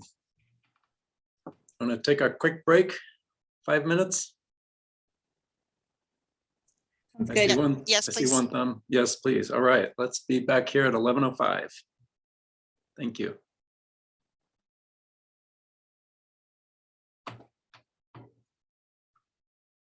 understand. Sorry. Thanks, Genevieve. I should give you a moment to respond. You're fine. So I understand that the quality metrics team is online with us, so we're going to skip ahead in the agenda and allow them to give their presentation. Martha and Bill, are you there? Yes, we're here. Thank R&D. you for hosting us. And thank you for the opportunity to work on the Lsda evaluation for Montana. It's really great to see the lots of great work happening in your state. And we hope our evaluation captured that. You all have full access to the full report. It is a draft. I haven't, there might be some factual things that we need to iron once we hear back from Jenny and the consultants there. But you know, we did study thoroughly the SPR data, the state program reports that the state library provides to IMLS. We are evaluating the 2018 to 2022 Lsda plan. Bill, would you like to also say a few things, and I'll pull some of the slides I have prepared. Sure. You know, one of the things that you'll find in looking at the report is that we asked the agency itself to do kind of a self-assessment on each of the goals, and the evaluation that we provide to Institute of Museum and Library Services really is at the goal level. So the question that really is asked by IMLS is, did the state library agency using LSTA money partly achieve or not achieve the goals that have been presented? So it's perfectly possible for there to be individual projects that were not completely satisfied and still achieve a goal. At the same time, depending on how aspirational the goals are that are presented, there are sometimes goals that are really unlikely to be fully achieved. So that's also something to take a look at. I frame that really to say, when you look at the report and see that there are a couple of the goals that we have indicated we think are achieved, and several that we think are partly achieved, don't treat partly achieved as being failure. Really partly achieved, especially in light of our COVID pandemic kinds of situations, may in fact reflect a tremendous effort and tremendous work on part of the staff, both at the state library agency and in libraries, to be able to carry forward some of these goals. I mentioned the self-assessment that was done. What you're going to find if you've taken a look at the summary portion of the evaluation is in fact that we've concluded and achieved on one that the state library agency concluded a partly achieved. So in fact, our evaluation says that you kind of went beyond even what the staff felt their level of achievement on these goals were. Thank you. So LSTA is definitely more than just books, and that's the case for sure for the state of Montana. And really delighted to have that opportunity to study the good work that's happening there. These are the 5 goals that we focused on in the evaluation report. These were the goals that were shaped back in 2017, basically, and included in the plan that the state submitted to IMLS. The very first goal is actually the goal that has the majority of the funding, and there is a detailed appendix H in the report. 39% of the LSTA funding goes to that goal. It includes basic, the sort of short term is collaboration. It includes some of the basic services. The shared catalog is part of this goal. And a number of activities that happen around the shared catalog are included here. We did have the opportunity to capture the outputs, how much traffic is happening with the shared catalog.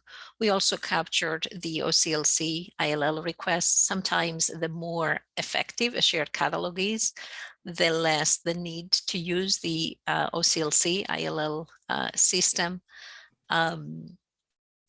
We have seen relatively little impact actually of the pandemic on these data, relatively robust sets of activities.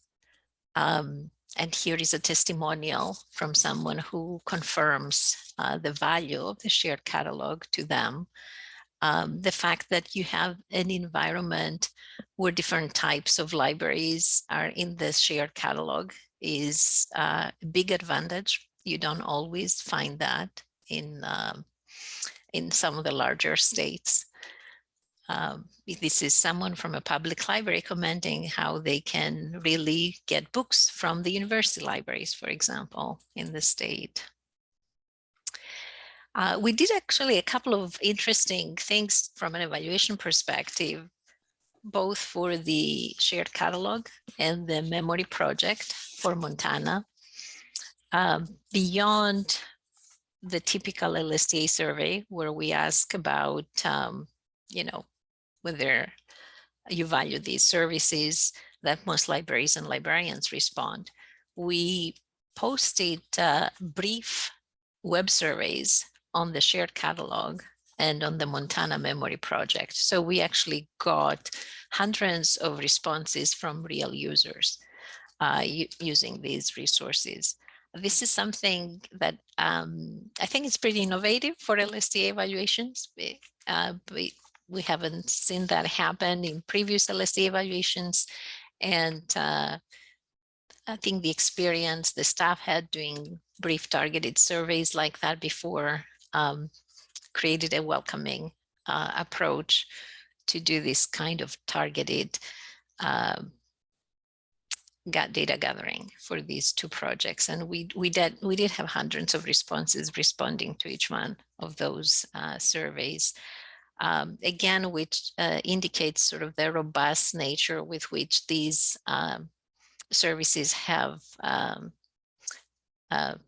survived, really, the COVID era.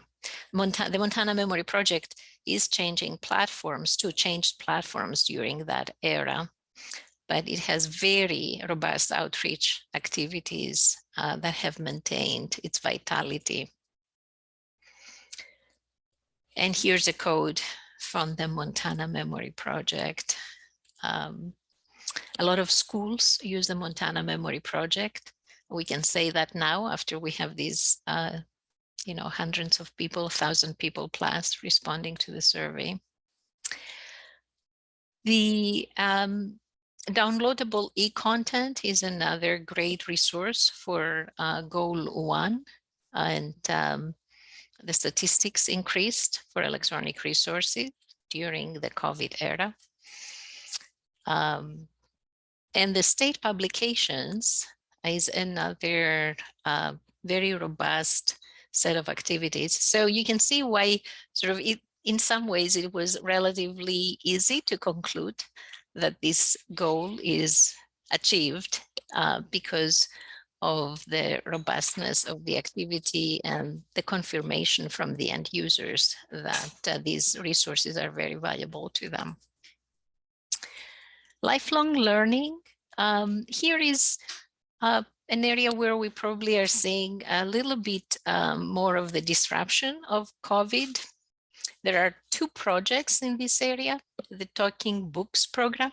And Bill, I think you may want to say a word. Bill has looked at all the Talking Books programs across the states, so he has a unique perspective. Yeah, the Talking Book program for Montana has been able to kind of maintain its efforts. It hasn't been disrupted in a terrible way. But I think one thing that needs to be pointed out about the NLS, National Library Services for the Blind and Print Disabled overall, is that this has been a time of tremendous change for Talking Book programs. The Talking Book programs have been moving from a single title per cartridge that gets sent out to users to something called download on demand. That has also triggered an effort to downsize or in fact really eliminate the collections of physical items that are traditionally sent out. And the download on demand allows for people to ask for specific titles to be loaded on a cartridge, and multiple titles can be loaded on a single cartridge. So as you look at statistics for the Talking Books service, recognize that there are some changes that go on that really are impacting and really are affecting some of the numbers that are in place. Given that the performance is really quite good, and it's a service that meets a very special need in terms of equitable access. I've had the opportunity to talk to Talking Book users in lots of places, and the kinds of quotes that you get from Talking Book users are really heartwarming and indicate the degree to which the program is important, not just to the recipients of the Talking Books, but to their families as well. Spoke to an adult daughter of a Talking Book user who talked about the respite that is provided for them, knowing that her mother is engaged in something that is both satisfying and productive during the hours that she spends with the Talking Book program. So it's a program that is an important one, a very, very important one to a relatively small demographic, but an important one in terms of equity. Thank you. Yeah, you're audible. And the other element of this goal is the lifelong learning activity. This includes the collaborative summer library program, the Ready to Read resources. And one of the things I want to note, as you can see, this is an excerpt on this slide. I haven't included this in the report. It's an excerpt on this slide from sort of an annual report that the staff that manages this program put together in a very attractive format. It goes, it's a long page. It concludes with recommendations for the future. So the staff he's learning, there's evidence, there is a lot of self-reflection, a lot of ideas for improvement in the future. And here is again another heartwarming sort of quote that reflects how appreciative people are now that they can come back together for some in-person programming. The third goal focuses on community leadership. It includes really the continuing education component of the LSTA activities. Trustee training is there. The Summer Leadership, Library Leadership Institute is there. I almost attended one of those in person, but we had to pivot in September as there was a spike in COVID. There was a cancellation of that program at that time, so I did not make it in person to Montana this time, unfortunately. But the activities in the continuing education area were very important during the COVID era. The libraries really turned their eyes to the state library, seeking guidance, trying to find a path forward. And the state library stepped forward by holding the Zoom calls, the consultants being available. And they were there as really the eyes of the librarians across the state turned to the state library. You do have continuing education credits you offer. There is required certification for the directors in your public libraries. You can see some of the statistics. Then the fourth goal, it was an interesting challenge for us. There is no LSDA funding that went to this goal, but that doesn't mean that you have not made progress on this goal. There was a report done in collaboration with the Siemens faculty members, and Carson Block, who's our technology consultant, looked more closely at the progress that has been achieved.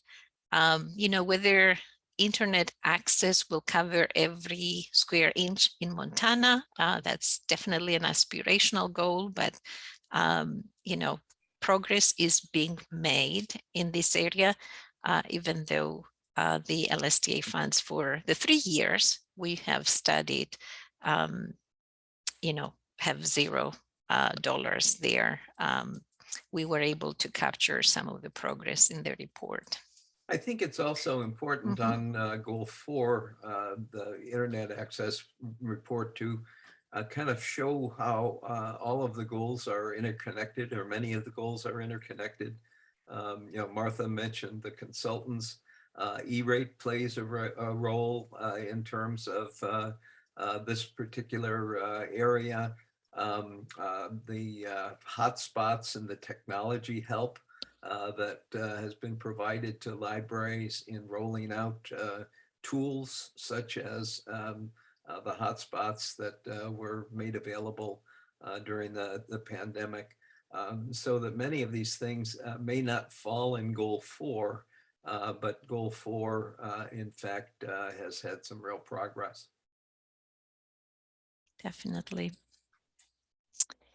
And the last goal of your 2018-2022 plan, adequate support. This is where the consultants are, the state consultants work. Library community has adequate and stable support to provide the best library service possible. And here we have things, like the E-rate consultation, the community-led planning, the public library statistics that are being reported to IMLS are also receiving some LSTA funding. The mobile hotspots has been really sort of the iconic story. We bring it in almost every conversation. The letter received from a priest who was able to deliver a funeral service to the family that lost their loved ones during the COVID-19 era because of the hotspot he got from his local library. So this summarizes the 5 goals of the plan. A couple of noteworthy things I didn't put there, but I have in the report. The State Library has a lot of dashboards, which are exciting to watch. I did on page 24 of the report, I included the hotspot program dashboard. And it has made our work, quite exciting as a result, to be able to have this rich array of resources well organized in those dashboards. With that, I'll chime in with a little extra on goal 5 and the work of the consultants. That's the goal that I mentioned early on, where the State Library Agency's internal assessment was partly achieved, and our report is suggesting that it's achieved a goal that you achieved. Not that everything is complete and adequate, but I think largely on the basis of the really extraordinary efforts of the consultants during this period of time. The numbers down in the corner may be pretty small, but if you look at the number of questions answered, the growth over time, you see an illustration of what Martha was talking about. As the pandemic ensued, libraries were really looking for help and assistance. And the people who helped fill that gap really were the consultants. I hope you skimmed through the report. The report follows a very prescribed format that IMLS requires. So we have, it's text heavy because we had to cover all of those points, but at least I tried to make it a little bit more attractive with the slide deck here. Would like to have your thoughts, observations? Thank you very much, Martha and Bill. Appreciate this report and the presentation that goes along with it. And Martha, thank you for pointing out the dashboards. I think those are exemplars of reporting in state libraries. And I'm really pleased that the MSL staff has put those together. Are there any questions or comments for Martha and Bill? Bruce, please. It's just a comment that, I've had the pleasure of reading quite a few of these reports over the years, and I can't recall a report that was so helpful in terms of sort of providing a mirror to reflect back where we're doing well, where we're not doing so well, some of the challenges, et cetera. But I thought this was extreme. This was as useful of any of the LSTA reports that I've ever seen, and I thank you guys for that. That's just terrific. Thank you. Our own journey is getting better and better with these. Having worked on a number of them. Yeah, I'll make a comment because it happens. We're working on multiple states, and I'm just putting the finishing touches on a state that is probably as unlike Montana as you can imagine. That's the state of Delaware. So in terms of size and you name it, it's a very different place than Montana. However, the two states share one commonality, and that is the catalog, statewide catalog. I put a comment in the Delaware report that we really could have put in the Montana report because it pointed out that Delaware in that case was delivering as a kind of everyday service what most state library agencies are only dreaming and aspiring to do. In the same way, Montana qualifies for that. And what that opens up in terms of resource sharing, again, is being delivered in Montana where it's only aspirational in most states.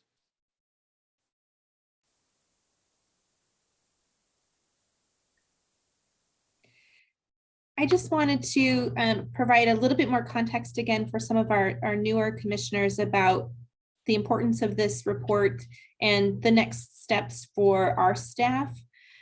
This report will be shared with our Network Advisory Council as well as the Institute of Museum and Library Services. As Bill and Martha have indicated, this is a requirement from IMLS that we conduct through an independent evaluator every 5 years. And then we use the research to inform our next 5-year plan that's also a requirement of IMLS. And so we'll use this report to help inform discussions with our Network Advisory Council about what that next 5-year plan should include, what goals we should focus on, etc. So my question for Martha and Bill is what feedback you might have for us in the Network Advisory Council for our next 5-year plan, what recommendations you might highlight. Yeah, they are interspersed a little bit in the narrative, and we will give you sort of a consolidated list of those as you get to in the next phase for the plan. The internet, continuing to work on the connectivity issues is definitely, you know, a big recommendation that you continue to keep that goal in your plan, and you continue to sort of make it specific to the extent that you can have a portion of the funding be reflected in the LSTA. I think it'll give to the next LSTA evaluator the opportunity to include even more detail in an LSTA evaluation report down the road. So, you know, keep that in mind. We do have an explicit recommendation, and I know you are working in the area of making certain electronic resources available to all the state employees. That's another explicit recommendation that is included in the report. The Talking Books program, I have to go back and see if that has come as explicitly in our final draft we shared with you. There is a new expansion in the eligibility requirements for the Talking Books program, and continuing to do aggressive outreach, especially in the younger age brackets. The new expansion on the eligibility criteria is in relation to learning disabilities that basically opens the door to much younger ages to be eligible for that program. And new opportunities in terms of collaboration and coalitions with the education community, for example, as we get into reading disabilities, making sure that teachers and school librarians and folks in higher academic institutions are aware of the fact that the process has been streamlined for certifying people to qualify for talking books. The electronic versions make it a whole lot easier, especially for tech savvy folks, to be able to access a broader variety of materials. The one other that I would point out is the changes undergone by state library agency staff in the area of consulting. The fact that so much happened in a virtual world during the pandemic, it really has shifted what consulting in a state like Montana looks like. And I guess one of the things that might show up in the plan is not necessarily saying, okay, here's the platform and here's the way that we're heading in an explicit sort of a way, but really that exploration of what this means, of what other kinds of opportunities might be provided for the librarians and library staff members in the state to interact and collaborate together, not just in a consulting framework, but in some of those group meetings that might happen. The things that we used to do with listservs and you know, kind of ancient technology at this point, can happen in a much more effective way.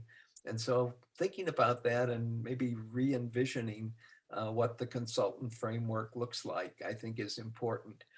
That's not a replacement for people getting out into the state and seeing and being there, because that creates credibility. But at the same time, I think there's a whole new world to explore.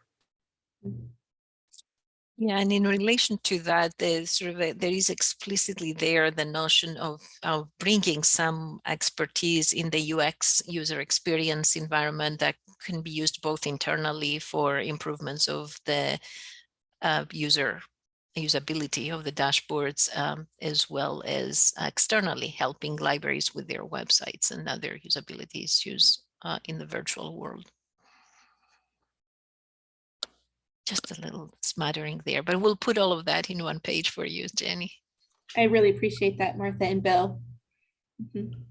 A question about goal 4, the internet access. So I'm aware that the federal infrastructure bill is expected to help address that problem. What will be the overlap then? I mean, how should LSTA funds be used or not be used as that infrastructure bill gets rolled out? Yeah, there was basically, I think what we ended up doing for this report, there was the Siemens Report, which is an evaluative report that we studied, and that's how we were able to confirm, even though that wasn't funded specifically with LSD funds, if there is some summative evaluation like that you can do between now and the next 5-year period that's more targeted on the network connectivity, on how the federal funds were used and what was the impact, that would be the one thing that can be covered with LSDA funds and be featured there in the next. The other thing may really depend on plugging into what's happening at the state and county level within Montana. Awful lot of decisions that are being made regarding not just infrastructure funds, but ARPA as well, may have an impact on broadband access. I know from experience in Wisconsin, I happen to serve on our county board and managed to get myself on the broadband committee, surprisingly.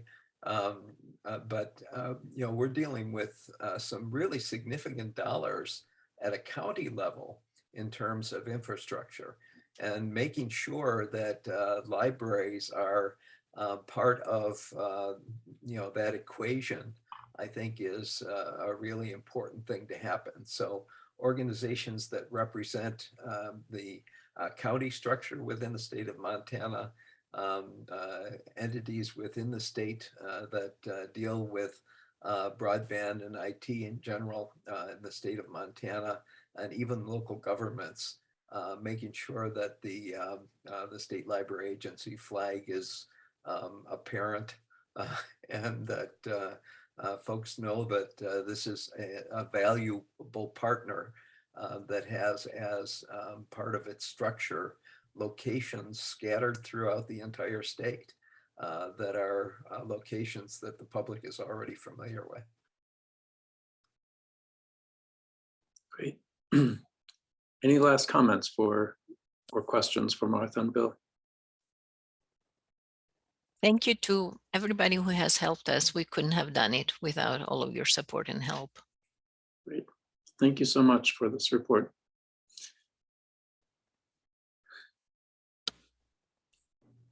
Okay, are we ready to move back into our, we'll skip back now to the agenda item that we passed over earlier. So Jenny, legislative session of process and planning. Thanks, Kenny.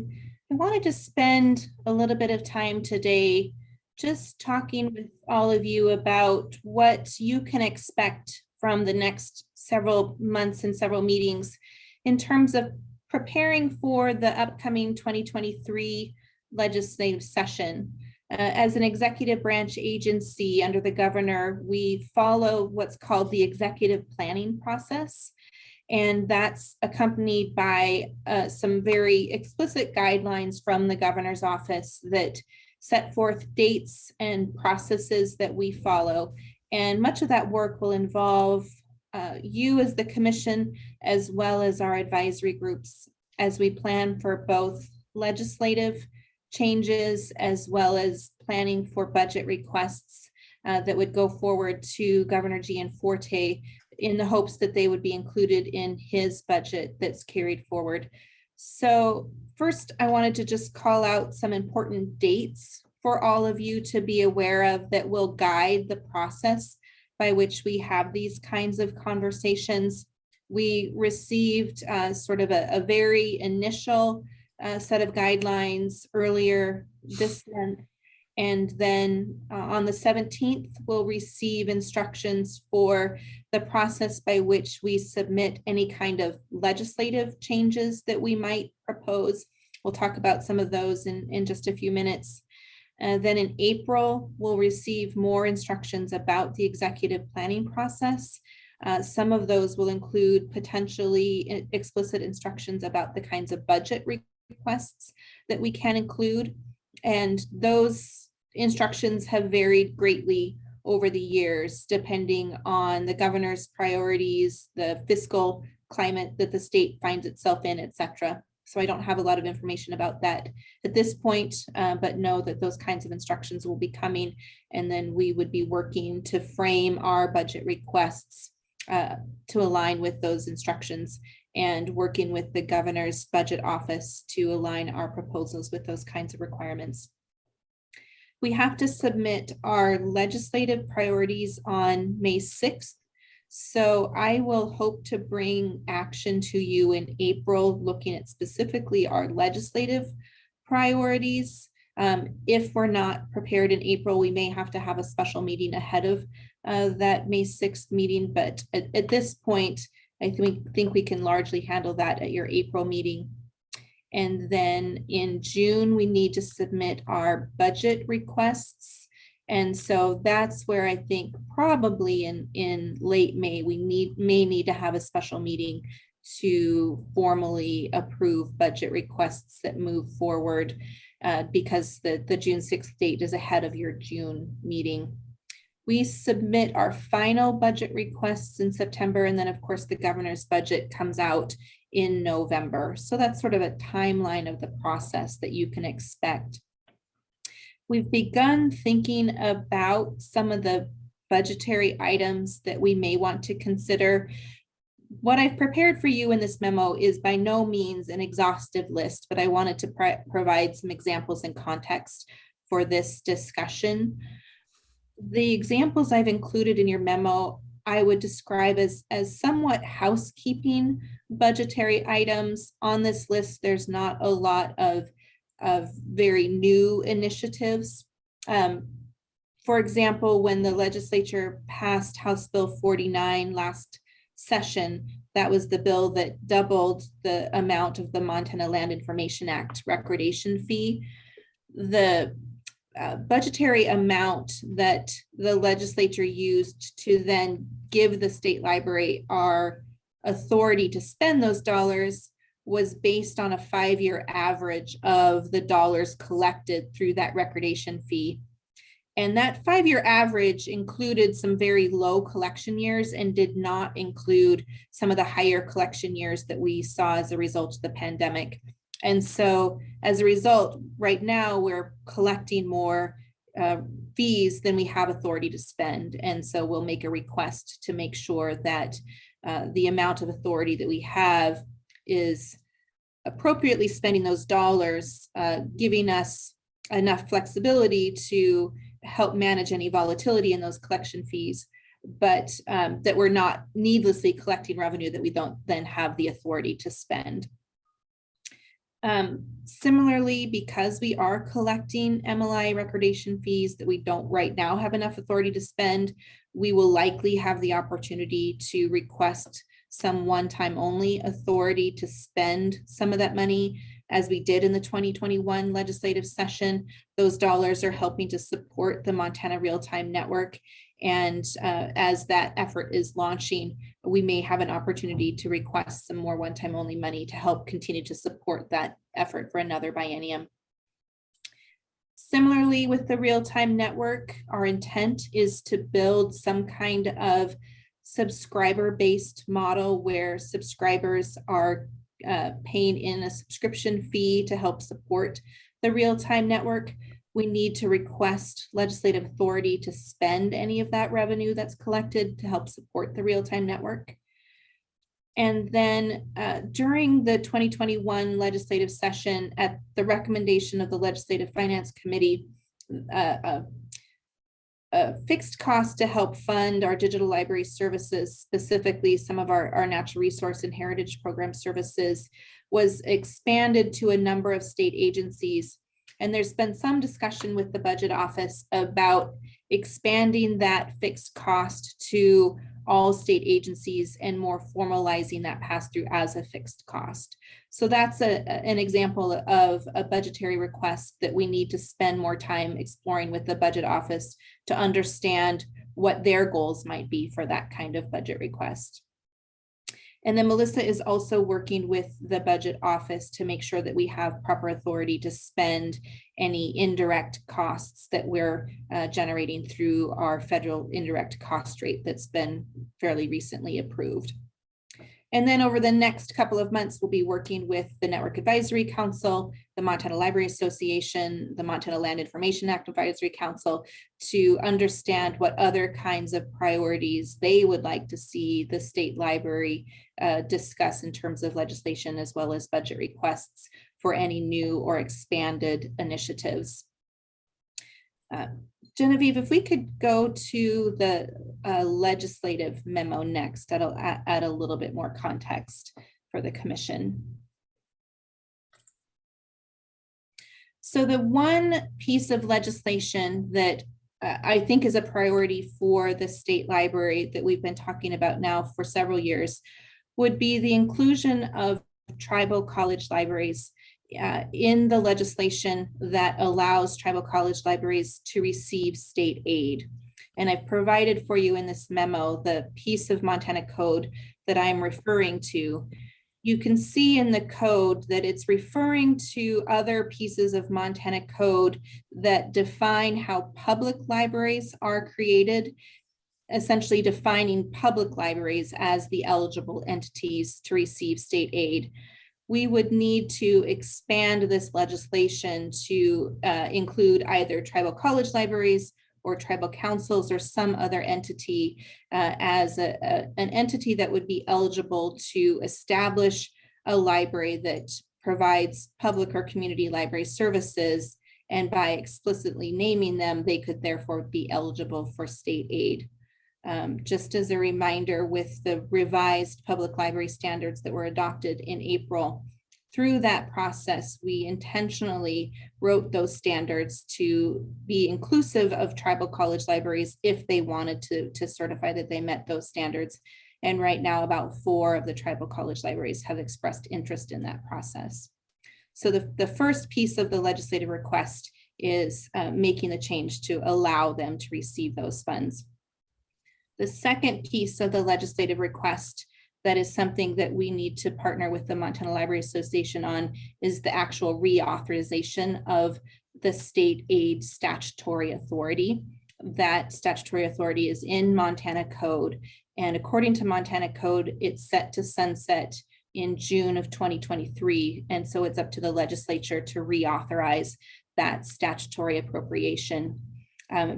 The statutory appropriation was first created in 2013, and it was reauthorized in 2017. And so this is an ongoing process of continuing to reauthorize that statutory appropriation. For your information, in about 2016, the legislature conducted a study of all of its statutory appropriations. They have a check mark of criteria that they use to follow to determine what of their statutory appropriations most appropriately should be statutory appropriations.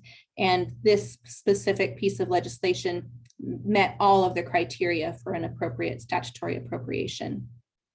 The question that we're working on with the Montana Library Association is the amount of state aid that might be requested. Right now, it's 40 cents per capita tied to the decennial census. So Montana Libraries saw a slight increase in the amount of state aid that they received. That amount increased by roughly $40,000 spread out over 82 libraries. So as we shared at your December meeting, some libraries saw a little bit of a bump based on the population counts from the decennial census. Some libraries actually saw a decline in their state funding because their populations declined.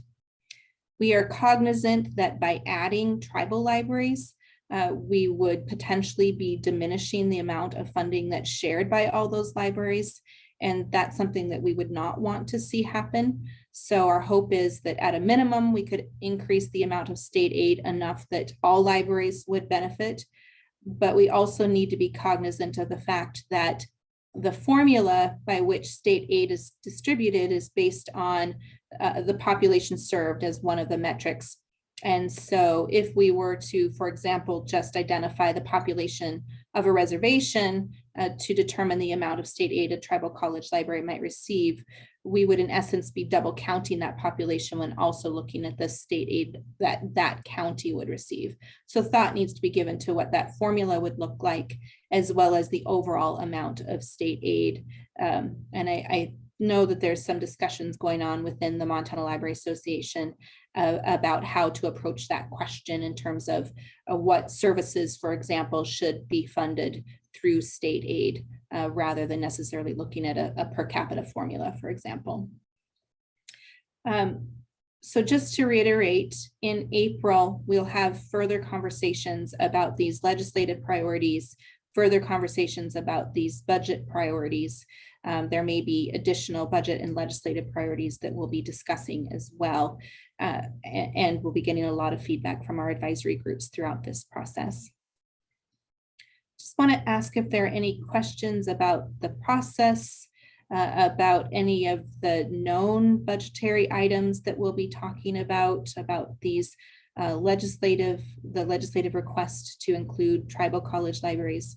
I should mention that I have shared information about the legislative change to include tribal college libraries with both Director Misty Cool, the Governor's Director of the Native American Department, as well as with Lieutenant Governor Juris, and they're both interested in that piece of legislation and look forward to the Commission's comments about that piece of legislation. Jenny, I have a question. Is there any concern or any danger that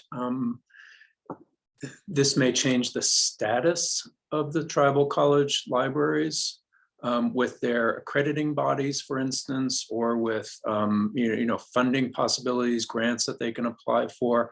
I mean, they're considered academic libraries at the moment, right? Even though I'm well aware that many of them provide these public services, but would that change their status, and is that a problem?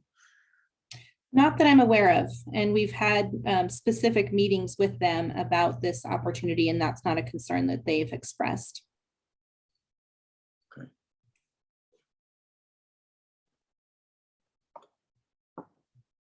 Any other questions for Jenny?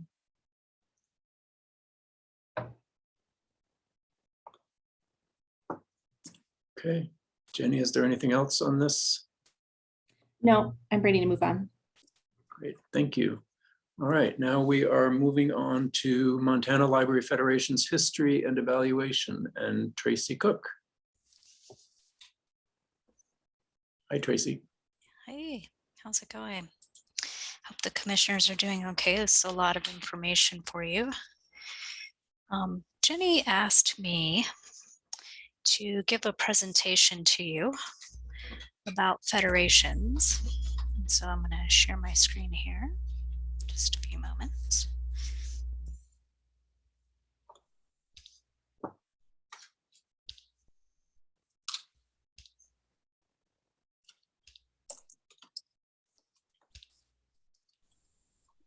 All right. So what Jenny asked me to do was share with the commission kind of the history of federations. And the reason for this, as I said in the memo, was just kind of a recognition. There have been questions from commissioners and also from coordinators and from librarians kind of about library federations.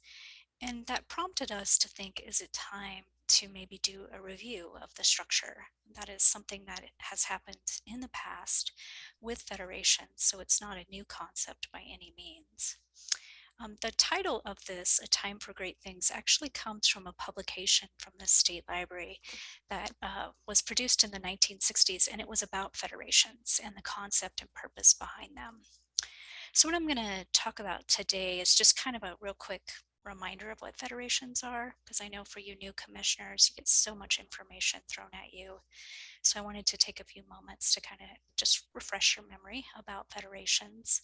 I wanted to talk a bit about the legislative intent and the history of federations, and then kind of ended with maybe a discussion about questions we might want to ask ourselves if we go forward with a review of the federations.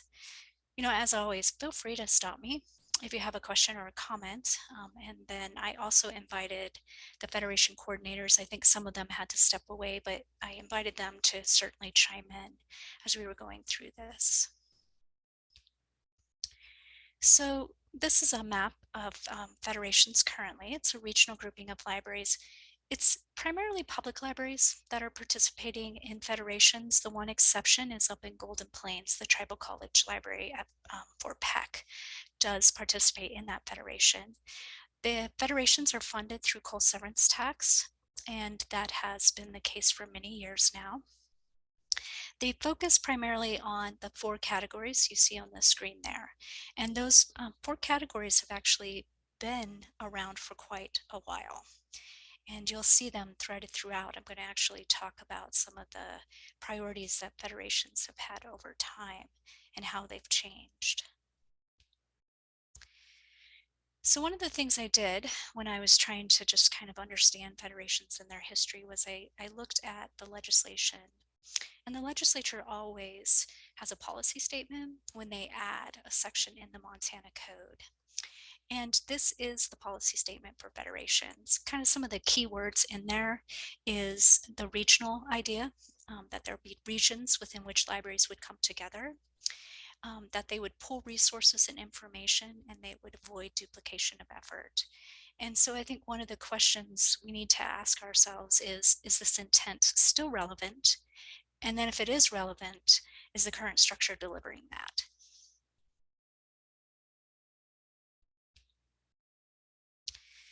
So in the past, the State Library Commission has played a much more active role in federations.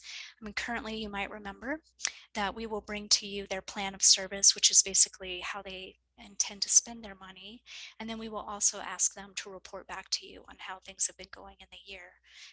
In the past, the commission actually would set goals for federations.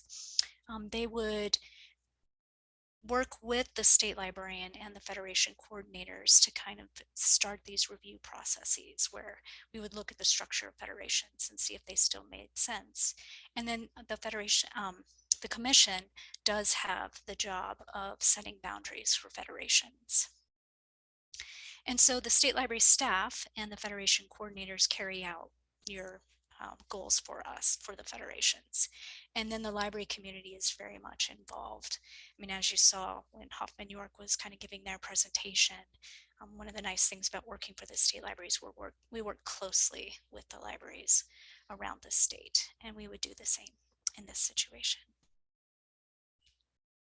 Many of these photos, by the way, are from the Montana Historical Society and just kind of historical documents that we had. So we have actually worked with federations since 1956. They came about because of 2 things, I would say. First, there was a movement for this idea of regional systems with a central library that would serve and provide library services that would supplement other libraries in the region. The federation concept was pretty attractive because it allowed local libraries to retain local control and yet benefit from centralized services. And then finally, the 1950s is when the Library Services Act came about, and that funding really encouraged collaboration. And that Library Services Act funding became Library Services and Construction Act, and then eventually Library Services and Technology Act, aka LSTA funding. One of the things I thought was really interesting when I was looking at the history of federations was this quote from Ruth Longsworth, who was the state librarian in the 1960s. And basically what she was saying is that prior to federations, people sort of believed that library services were just, you got what you got. And federations, to her, proved that by working together, you could actually provide high quality service for all Montanans. And I think it's good to remind ourselves of the why of federations and why they came about. When you look at federations in the past, there was very much a strong central library, and they had a lot more funding, which I'll talk about in a few moments. And that extra funding allowed them to really offer a lot of services that over time, because of budget cuts, those libraries could no longer offer. And the state library assumed some of them. And then the local libraries took on some of them. And so I think one of the things to consider is, are there services that maybe it makes sense to do regionally and would be very effective within the federation model, as well as kind of Bruce's question that he's asked over the years, what would you do if you had more funding? Now I would say federations are a lot more loose. They're much more like a network with the librarians working together, rather than, there is no strong central library in a federation anymore. So this is a map that Matt from the GIS staff built for me. You know, the current federations have been around actually since the 80s, but that wasn't always the case. And so I asked him to build a map for me that showed the changes over time. And the Northwest Federation was the very first federation. Inez Herrig was the coordinator, and you'll see a picture of her later. But this animation shows you how the federations changed over time. The first federations received Library Services Act money and some local money. So libraries would literally pay a contract to get services from the central library. And the central library would provide things like reference, interlibrary loan, programming, and outreach. And so you can see how the boundaries are changing. You know, we think of all the counties as being in the current federation structure. However, it took time for them to actually begin to join the federation system.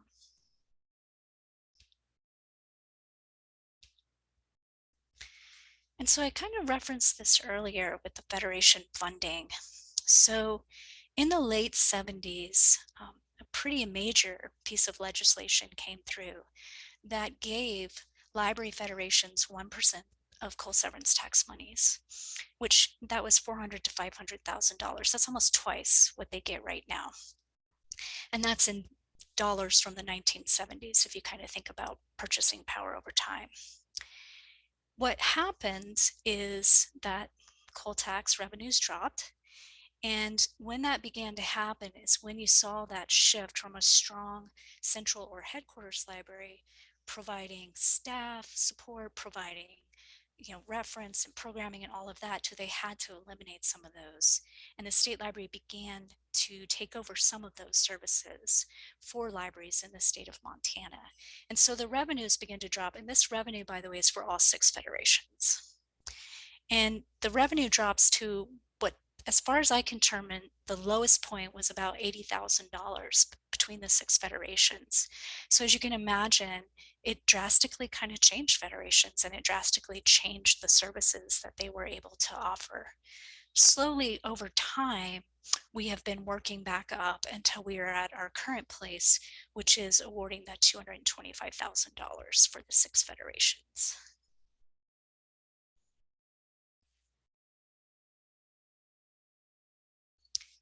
And so just a brief little history of the structure. That is Inez Herrig, by the way. That's courtesy of the Lincoln County Public Library. She was the director there and has the distinction of being the first federation coordinator. From the 1950s until 2005, there was this concept of Federation Headquarters Library. And the state library would literally give the funding for that federation to the headquarters library, and then they would use the funds for a variety of purposes.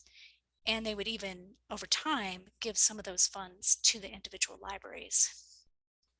As the revenue went down and things changed and more services moved from a regional concept to a statewide concept, the federation coordinators themselves began to say, you know, we're not sure that there's a need for a federation headquarters library, that it would actually be easier for the state library to give checks directly to the libraries, and that perhaps the only thing we really need is the federation coordinator who handles the logistics and so forth. And so a legislative change happened to kind of eliminate that headquarters library concept. However, as you can see, there is still a federation coordinator, and they have existed from the 1950s to today. And, you know, they handle the logistics, the planning, and the administration of the federation. I would also say the coordinators find themselves in that leadership role, and they often give a lot of advice to the libraries as well.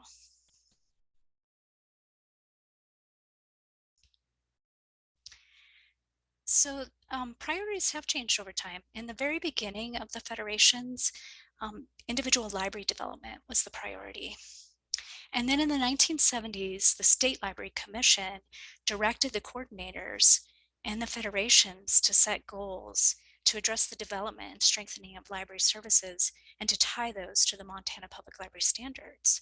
So it's interesting to see that individual library development was the priority at that point in time.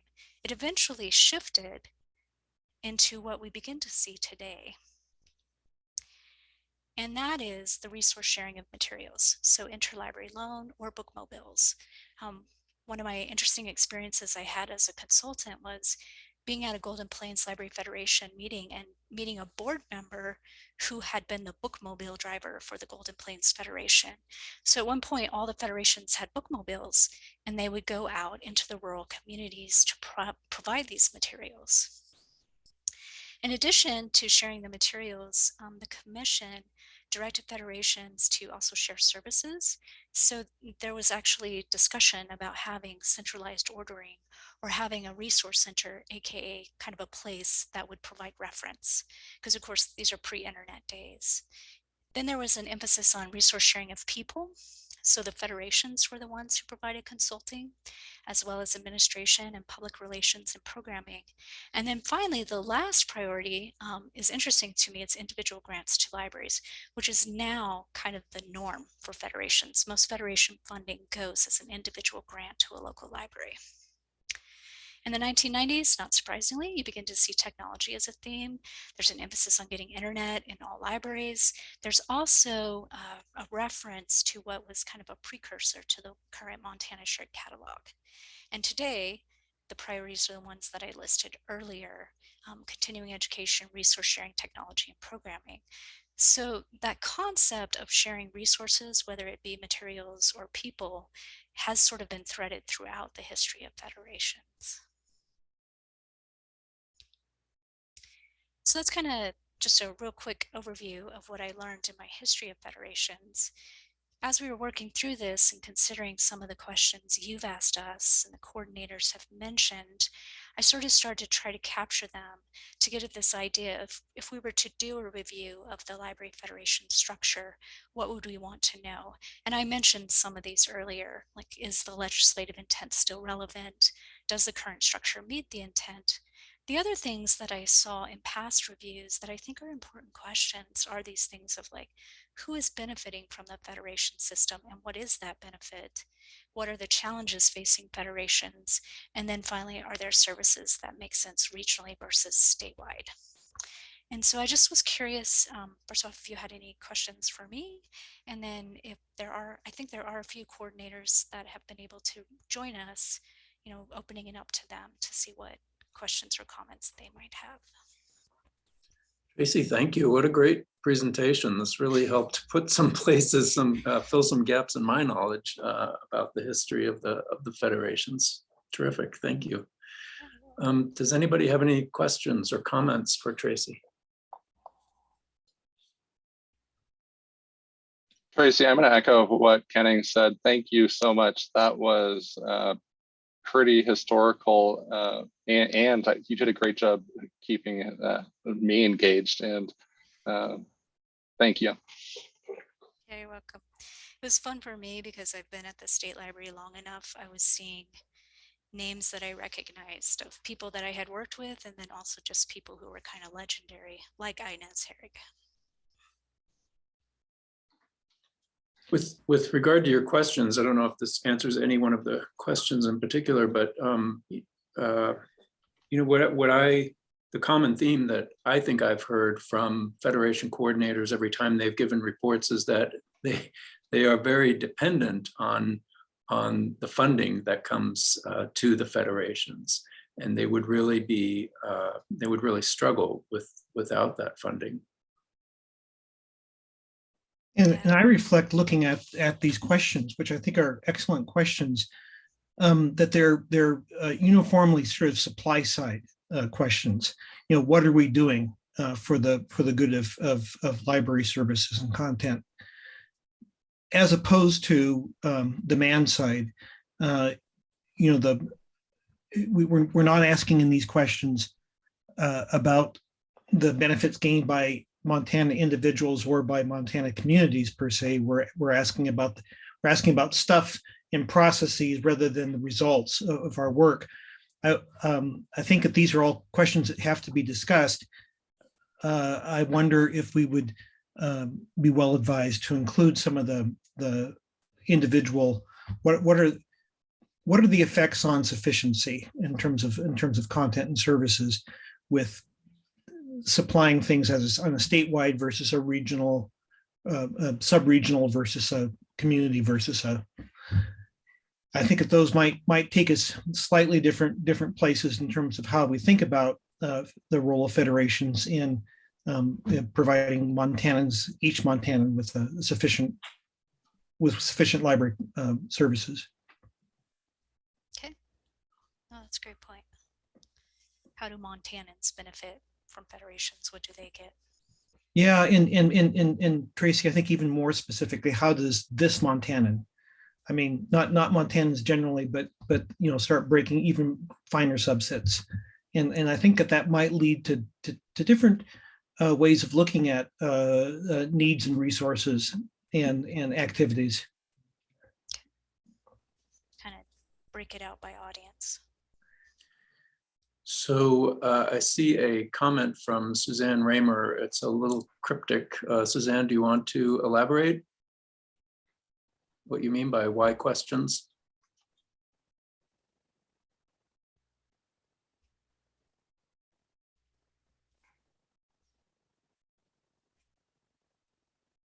Not hearing anything from Suzanne. Oh, she doesn't have a microphone plugged in.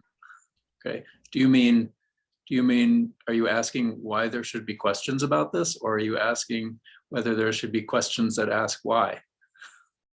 I think it's the second, knowing Suzanne. We do always ask why federations, why they exist.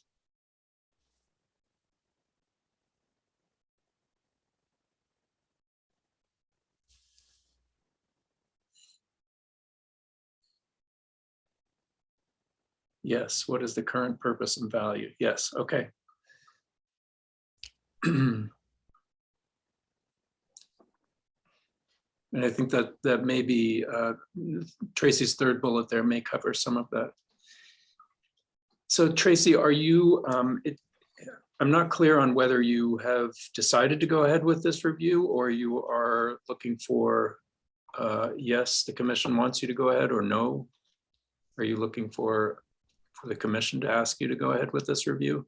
You know, Jenny and I kind of talked about that. We were definitely strongly leaning towards having the review, but I also wanted to be respectful of your role as a commission and your past history with federations to see if you would be interested in us continuing with that.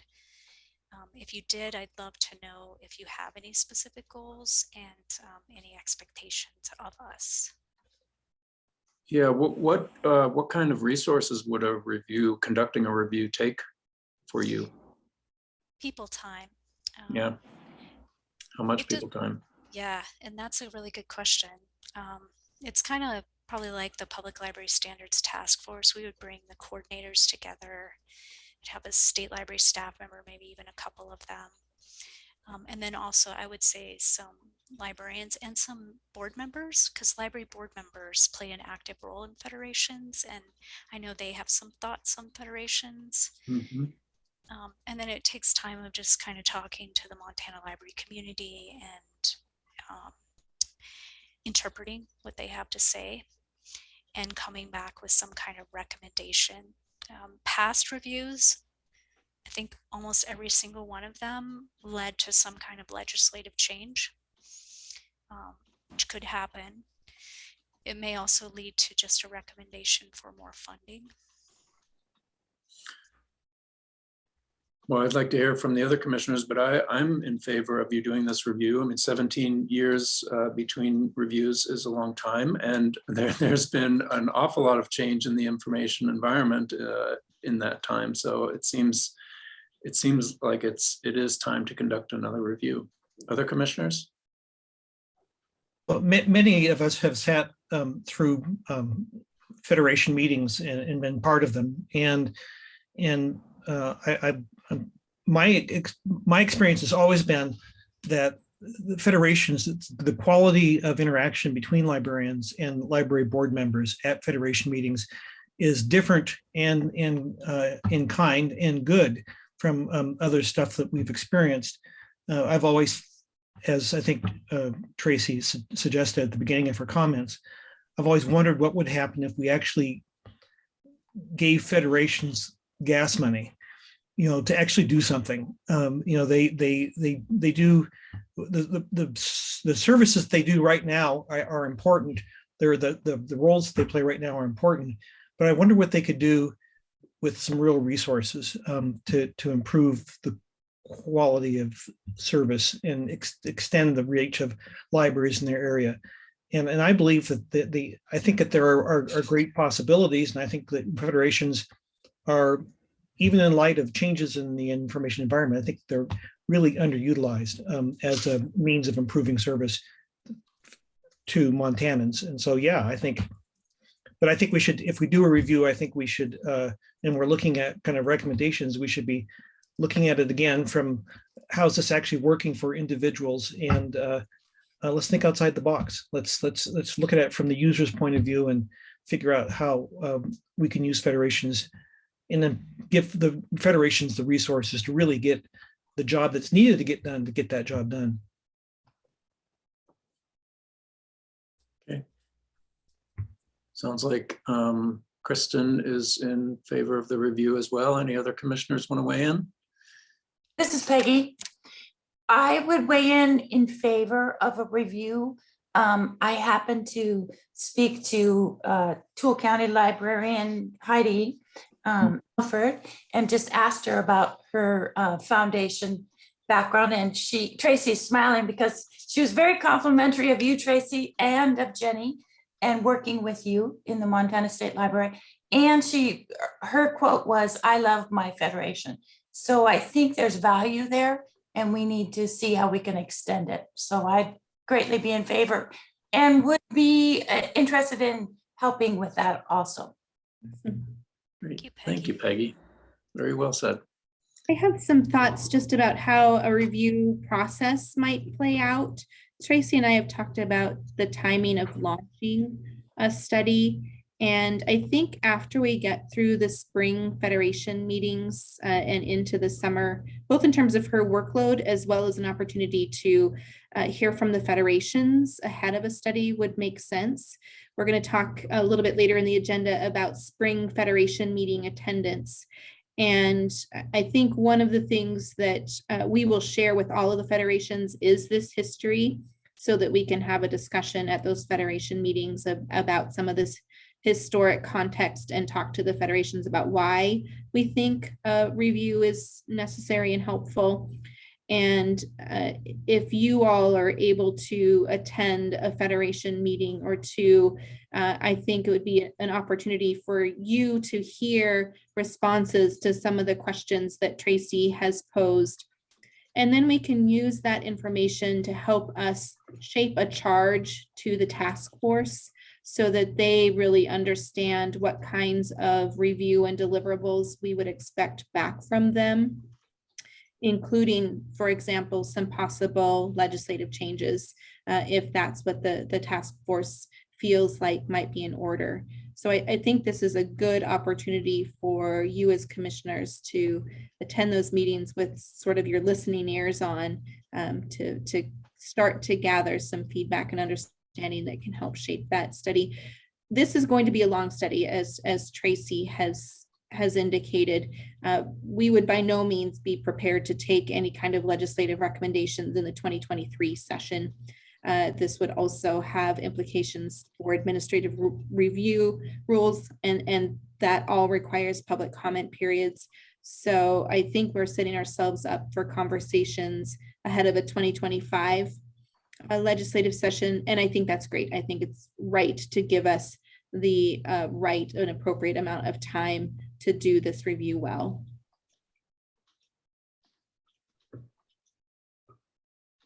Okay, that sounds great. All right, thanks very much, Tracy. Really appreciate the presentation. All right, we probably have an hour or so of items left on the agenda, so I'm going to suggest that we take a 30-minute lunch break. Everybody okay with that? Anybody not okay with that? All right, so, oh, what's 30 minutes from now? Let's say 12, let's be back at 12:55. Thanks, Kenny. Okay.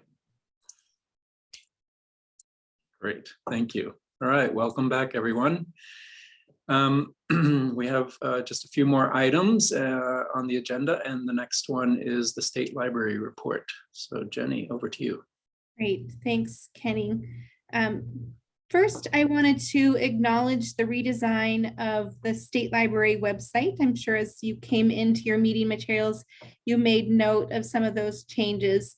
This has been somewhat of an extended process as we've been working with a consultant on the initial design, and then with some staff turnover, contracted with the State Information Technology Services Division, we made the decision to adopt the content management system that the state uses as the platform for providing the website. And so staff led by Kenny Kettner were involved in migrating content using the new skins into this new content management system. And they've done a great job of implementing that new template. You can see as you get a little bit deeper into the website that we've got some more work to do. For example, the Aspen web application that's the container for the actual meeting materials has yet to be migrated. So that's a work in progress. And then we also intend to migrate the Montana Natural Heritage Program website into this same structure. But a really big kudos to Kenny and his staff for a lot of hard work in getting us to this point. So appreciate that and excited about the progress that we're seeing. You have the work plan dashboard there. And again, I wanted to thank Rebecca for jumping right in and taking the lead on getting that material presented to the commission. I have some updates for you about some ongoing work here at the agency. As we've talked about in previous meetings, the Montana Shared Catalog is going through a request for proposal to evaluate vendors for offering that service to Montana libraries. We are required by the state to go through this process at least every 10 years under the terms of the state IT contract agreements. And so we're at that point in our contracting period where we need to go through this process. And it's always good and helpful to just get a better understanding of the landscape and the environment of services that different vendors are offering to help inform some of the programs and services delivered through the Montana Shared Catalog. We've had 6 respondents to the request for proposal, and we have an RFP review committee team that includes the staff of the Montana Shared Catalog and John Kilgour, our grants and contracts administrator, as well as a representative librarian from public libraries, school libraries, and special libraries. They are in the process of scoring those proposals at this point. We've had to ask the vendors for some clarifying information, particularly around the apps that they provide, the web apps, and costs for those kinds of services. So the RFP committee is meeting tomorrow to do a final scoring of the clarified responses from those vendors. And then based on the scores, the review committee will see demonstrations from the highest qualifying vendors before making a decision about which vendor to move forward to contract negotiations. Jenny, are you able to tell us who the 6 vendors are? You bet. Autographics, and their product is called Verso. We had a couple of different vendors respond with open source products. Bywater Solutions offers a Koha open source product, and Equinox Open Library offers an evergreen solution. Innovative Interfaces and their Polaris Leap ILS. PTFS LibLime has a solution called Bibliovation, and then Circe Corp with their Symphony platform, which is the current vendor that supports the Montana Shared Catalog. Great, thank you. Just another point with regard to this proposal, there are 2 libraries, or a library and a library system, the Harleton Public Library and the Billings Public Library, the Billings Public Schools system are both waiting for opportunities to apply to join the shared catalog. And whether or not they join this year will depend on whether or not we remain with Circe or move to a different ILS. If we remain with Circe, then we're positioned to bring those libraries on this spring. If we choose a different vendor, we'll want to get through that migration process and bring those libraries on under the new platform. I also wanted to share an update with you about the process for the next generation 911 GIS data assessment contract. We've concluded the request for proposal process for that effort, and we are currently negotiating a contract with a company called One Spatial. And I think Michael Fashway is on the call with us. He and John Kilgour are involved in those negotiations. We hope to reach a final contract by the end of this month, and then we'll be able to roll out the service to public safety answering points around the state. The contract itself is for an enterprise license for a couple of One Spatial's products called One Integrate and One Data Gateway. What these services will allow public safety answering points to do is to validate their local GIS and 911 data against the required standards for providing that data to support next generation 911 systems. So One Spatial offers the data validation solution in a cloud hosted environment. So they're the ones responsible for deploying the service and maintaining the software. They also provide training and support initially as public safety answering points are beginning to use the service and technology through the software offerings. The PSAPs and the state library will be able to download those validation results through downloadable GIS data sets, PDF reports, through online dashboards and online interactive maps. That data will, of course, inform the need for data improvements at the local level. And we can also then use that data to validate against our statewide data sets so that we can look to see where those emergency response boundaries either overlap or perhaps there are gaps in coverage that need to be addressed. One of the things that we're excited about with this contract is that because it's an enterprise license, the service can then be made available to other entities beyond emergency services within the state that might have need for that kind of data validation for different kinds of data set use. So we think it's going to be a great contract solution for this process moving forward.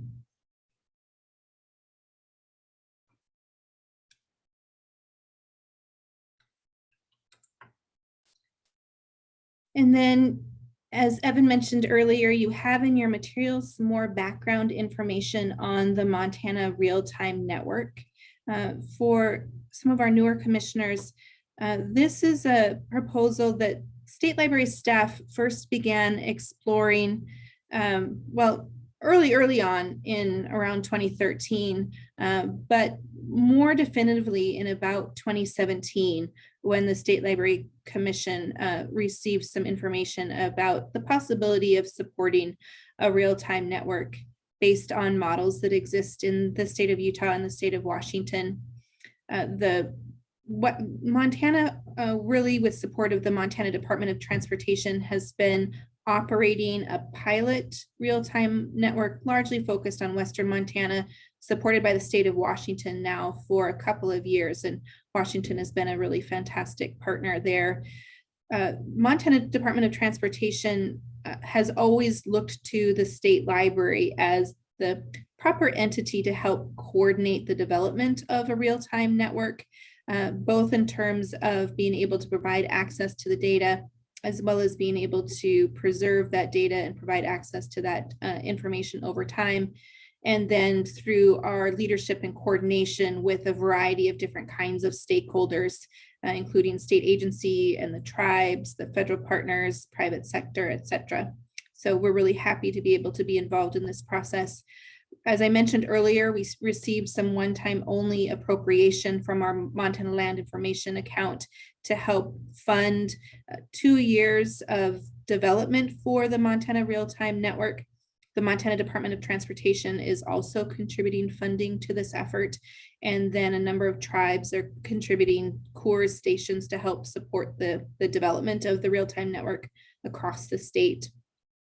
We're at the point now where the Department of Transportation is negotiating a contract with a GPS provider, Trimble, to maintain the software for the network. And as soon as that contract is completed, we should be able to pivot off of the Washington pilot and begin implementing the network here in Montana. And of course, you met Kazi earlier in the meeting. He's really doing a great job of taking the lead and helping make that a smooth transition with all of our partners. And then working with the Montana Department of Transportation with some research input from faculty at Montana State University, we're looking at how to create both a governance model and a subscription-based model that will help support the funding sustainability of this program over time. So again, great progress being made there by our staff.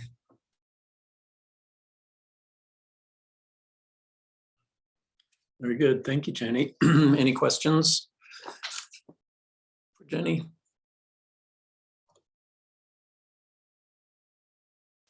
Okay, then let's move on to commission goals and objectives. So I wanted to take a little time at this meeting to provide some education for the commission about the commission's roles and responsibilities with regard to public library standards and the distribution of state aid, as well as some of the materials challenges that we're starting to see around the state. This isn't something that we've talked a lot about as commissioners. It's not something that's come up much in our history.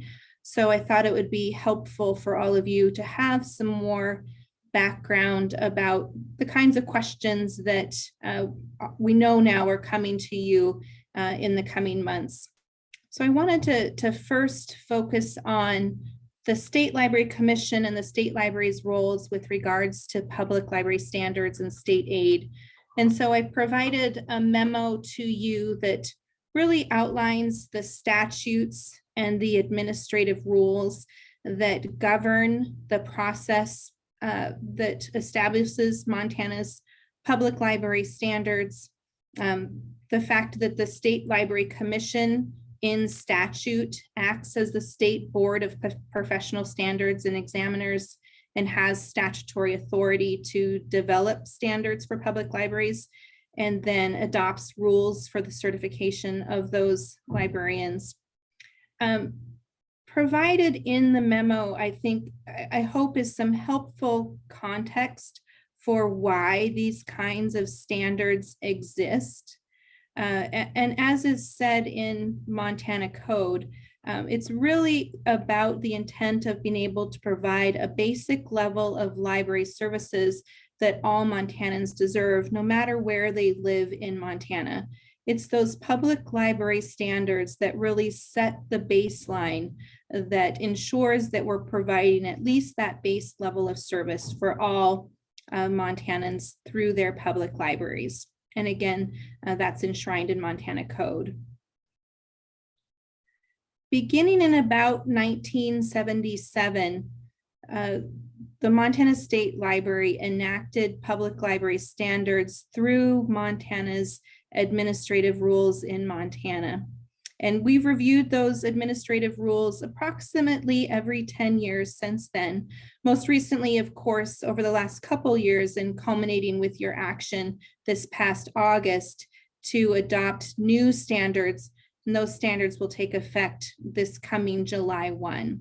So public libraries this coming year will certify that they meet the standards that are currently in existence, and beginning next year will certify that they meet the newly adopted standards that you adopted in August.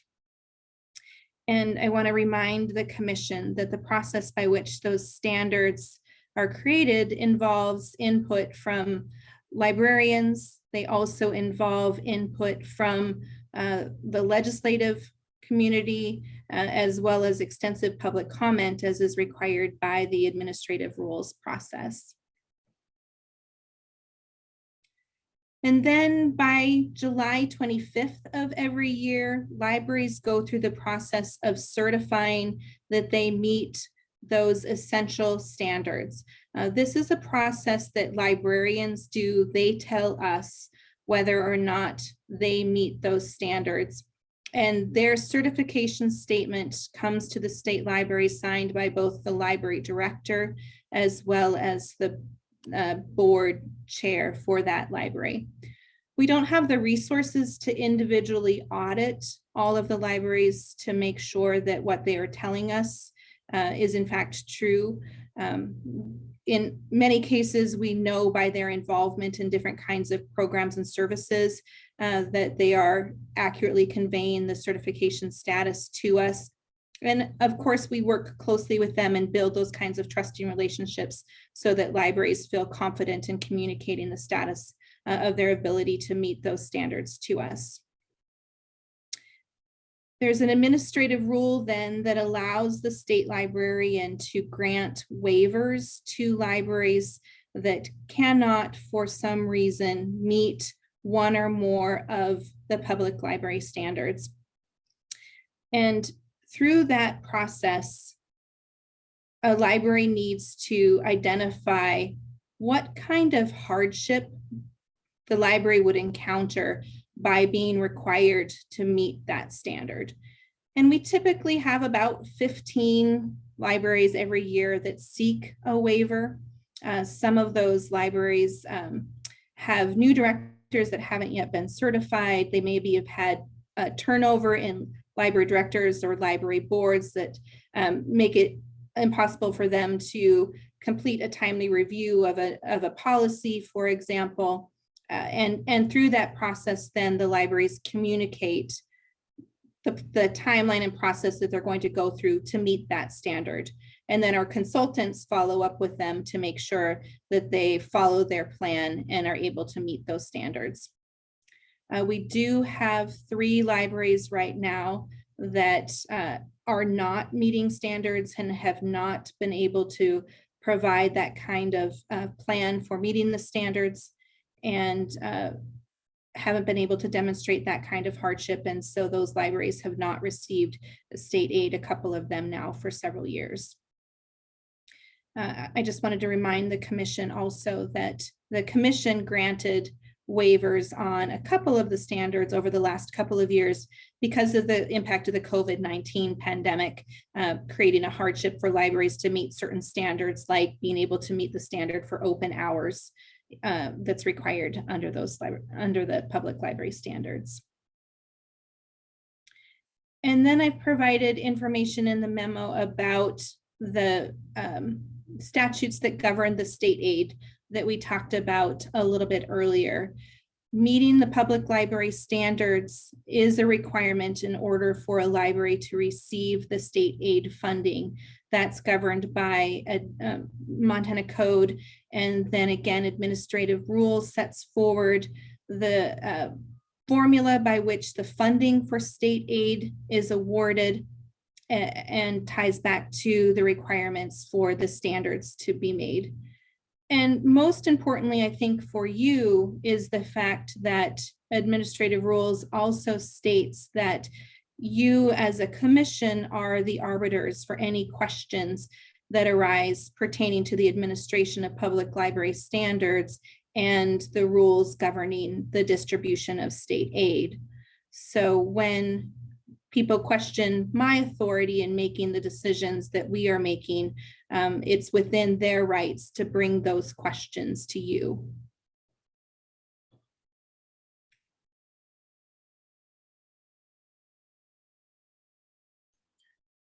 Thank you, Jenny. Any questions for Jenny about this? Any comments?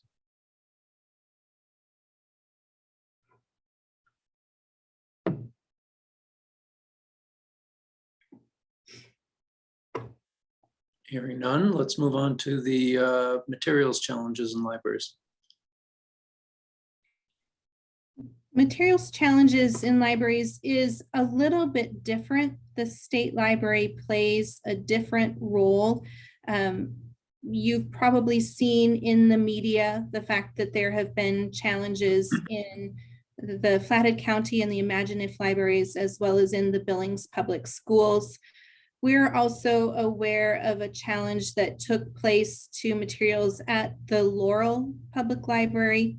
That challenge was a little bit different in that the Laurel Public Library didn't actually hold the items that were being challenged in that collection. The patron was seeking the library to limit other people from requesting those materials through interlibrary loan from other libraries.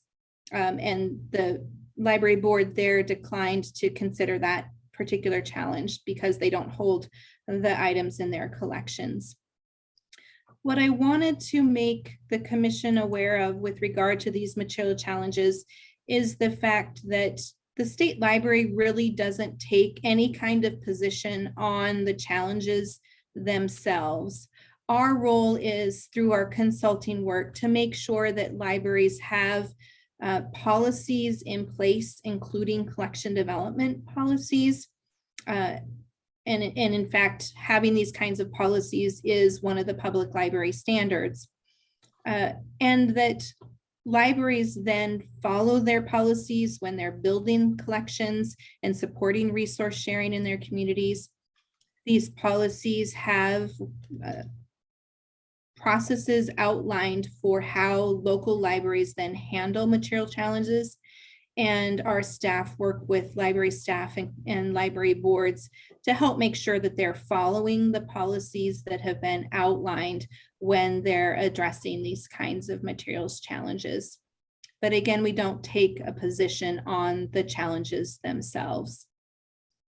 What I think is important for the commission to be aware of is that there is one unique exception, and that is through the Montana Library to Go shared collection. That's that shared ebook collection that public libraries around the state provide access to through their patrons.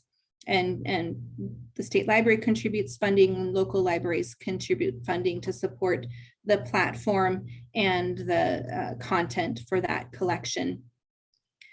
Because it's a shared collection, when they adopted a collection development policy back in 2011, they named the State Library Commission as the arbiter if there is a challenge to any of the content in that shared collection. And the documents have a process by which those appeals could come to you. We've never seen that happen, but I wanted to make you aware that it is a possibility should a member of the public challenge any of the content in that collection, and something that would then have to be discussed by this commission.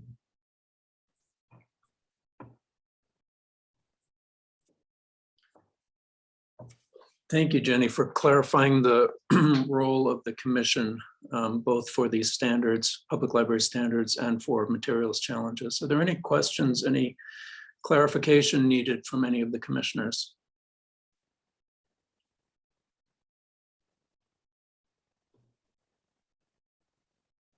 Okay, then we'll move on to the next item, Native Land Acknowledgement Statement discussion. So this was something that I brought to you at your last commission meeting, and then put out a call for volunteers to help staff through a subcommittee to consider first whether or not we wanted as an agency to have a land acknowledgement statement, and then to propose what that statement might look like. I only got one volunteer, and I'm not here to pressure other people into volunteering. I want to bring the question back to the commission and to ask whether or not the lack of volunteers communicates to me that this isn't necessarily a priority for the state library to move forward on. I want to let you know that I am fine with whatever the commission decides either way.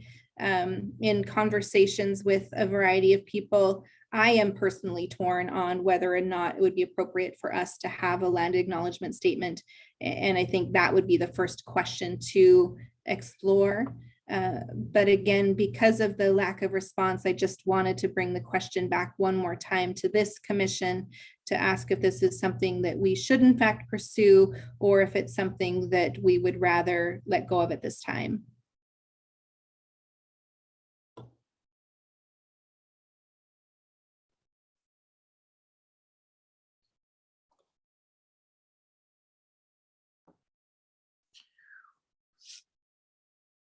Jenny, I have a question. Have you had conversations about this topic with tribal librarians? We've talked to a couple of tribal librarians who've indicated that they see value in having a land acknowledgement statement.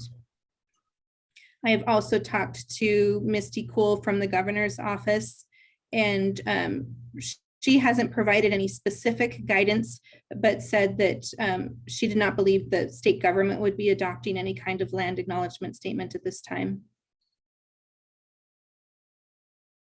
And I think I mentioned this at our last commission meeting. Jenny and I had talked about this in December, and I reached out to Montana State University communications office. And although there are a number of variations of land acknowledgement statements floating around from different individuals and different departments, the university itself does not have an official statement or position.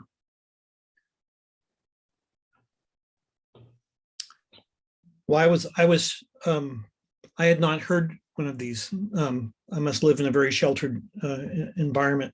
I had not heard one of these until I was at the opening of the Missoula Public Library last summer. And one was read, and I was struck by, it was moving. I was struck by its power and by its appropriateness in that setting. My sense is if the State Library Commission is seeking to tighten relationships with tribal libraries in particular, that this might be something worth pursuing if it's a valued thing by tribal libraries. I was that one person who volunteered to work on this, but I'm kind of with Jenny in that I'm a little bit at loss on exactly what form it might take, except for perhaps short and sweet. But having said that, I think it's probably an idea worth pursuing out of respect. Yeah, and Bruce, I think, creating the statement is one thing, and that would have to require a lot of input from various tribes in the area. But there's also the question of how the statement is used and when it's used and where it's used. I mean, it could potentially extend to pretty deeply into the way the state library functions at this time. Whether you're talking about meetings, websites, documents, all these things. Right. Points well taken. Yeah. I'd love to hear from other commissioners about whether you feel strongly about this or not.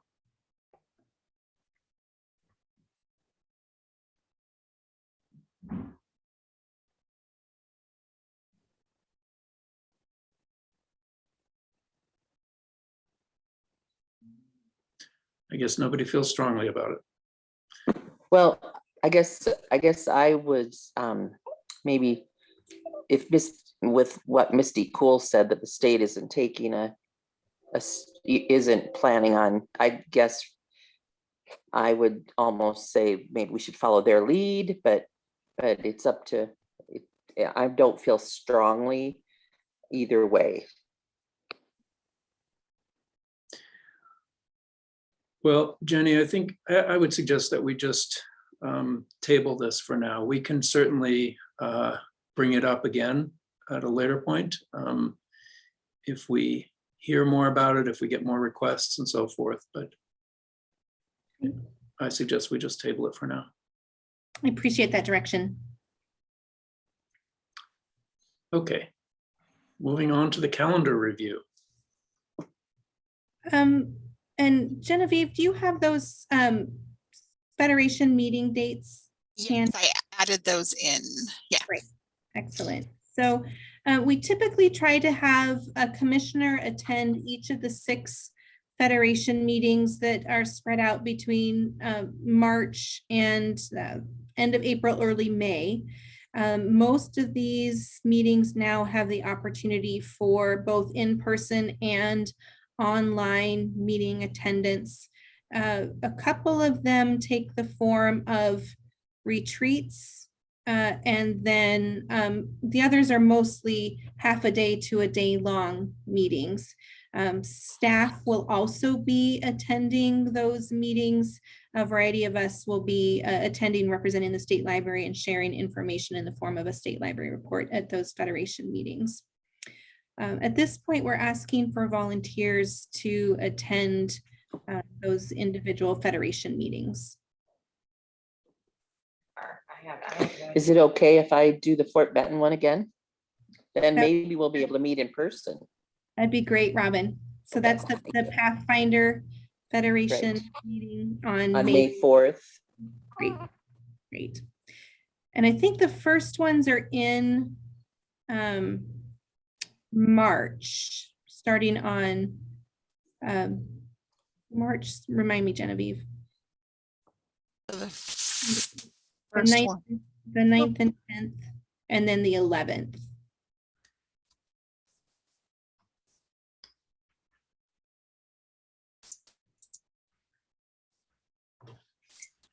I'll volunteer for Golden Plains in April. Great. Okay.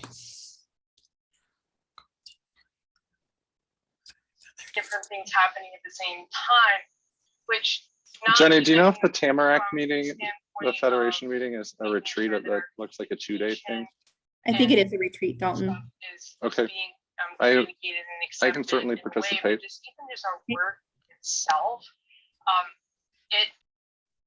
Is somebody? So which one was that? all the way through. Tamarack is April 29th and 30th. Thank you, Dalton.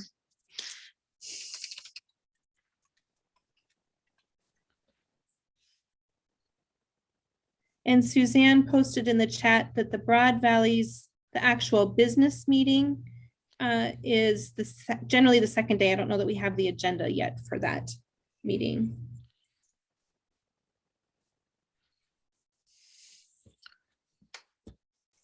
So that leaves us with 3 to fill. The Broad Valley, March maybe 10th, March 11th, Sagebrush, and March 22nd, South Central. Well, I can definitely do, this is Peggy, I can definitely do the Zoom one on this 22nd.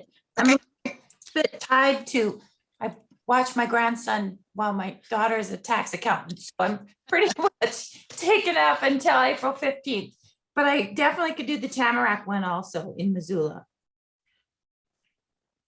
All right, so I'll put you down for the South Central on March 22nd. Yes.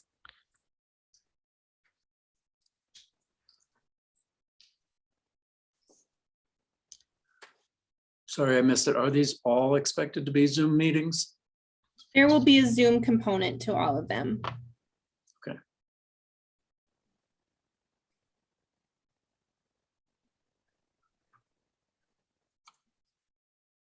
And if people aren't sure of your calendar right now, we can always ping you afterwards if you need a chance to check.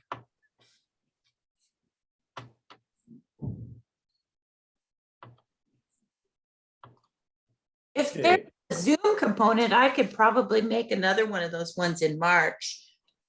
Like on the 10th or something, I could definitely fit one of those in. That sounds good, Peggy.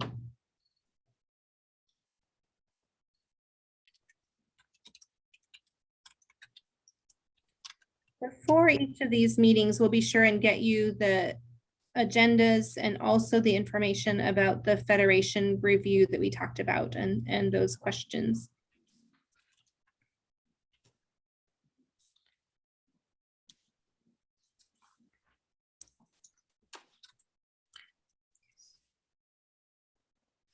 And then I just wanted to confirm with the commission your interest in having a session at the Montana Library Association conference in August.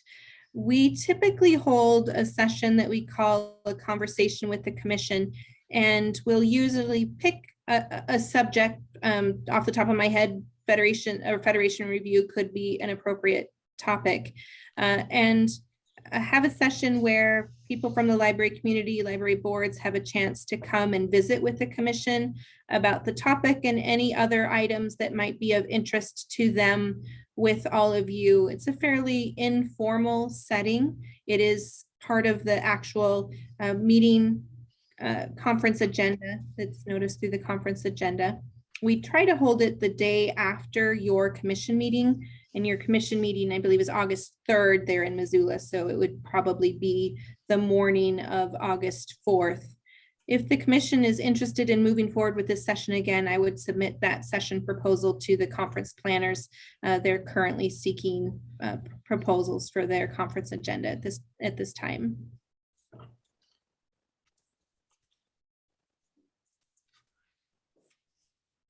I think it's a good idea. I think you should submit it. I mean, it's always, there always seems to be a good turnout for these meetings, and it's a great way for the commission to speak with lots of people at once and get some great feedback. Sounds good.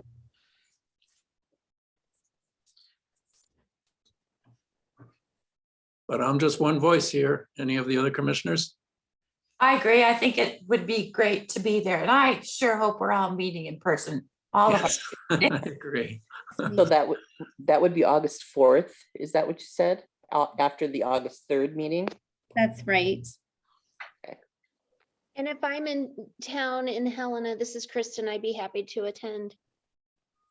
And that will probably be in Missoula, Kristen, just for your calendar. Okay, thank you.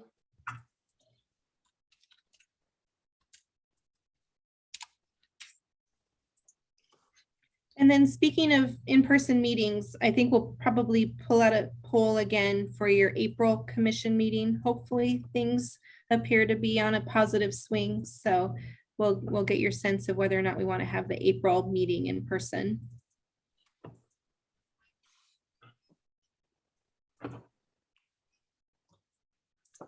Okay, thanks, Jenny. So those are all of the formal agenda items. I'd like to open the meeting up to public comment on anything that was in this agenda or not in the agenda.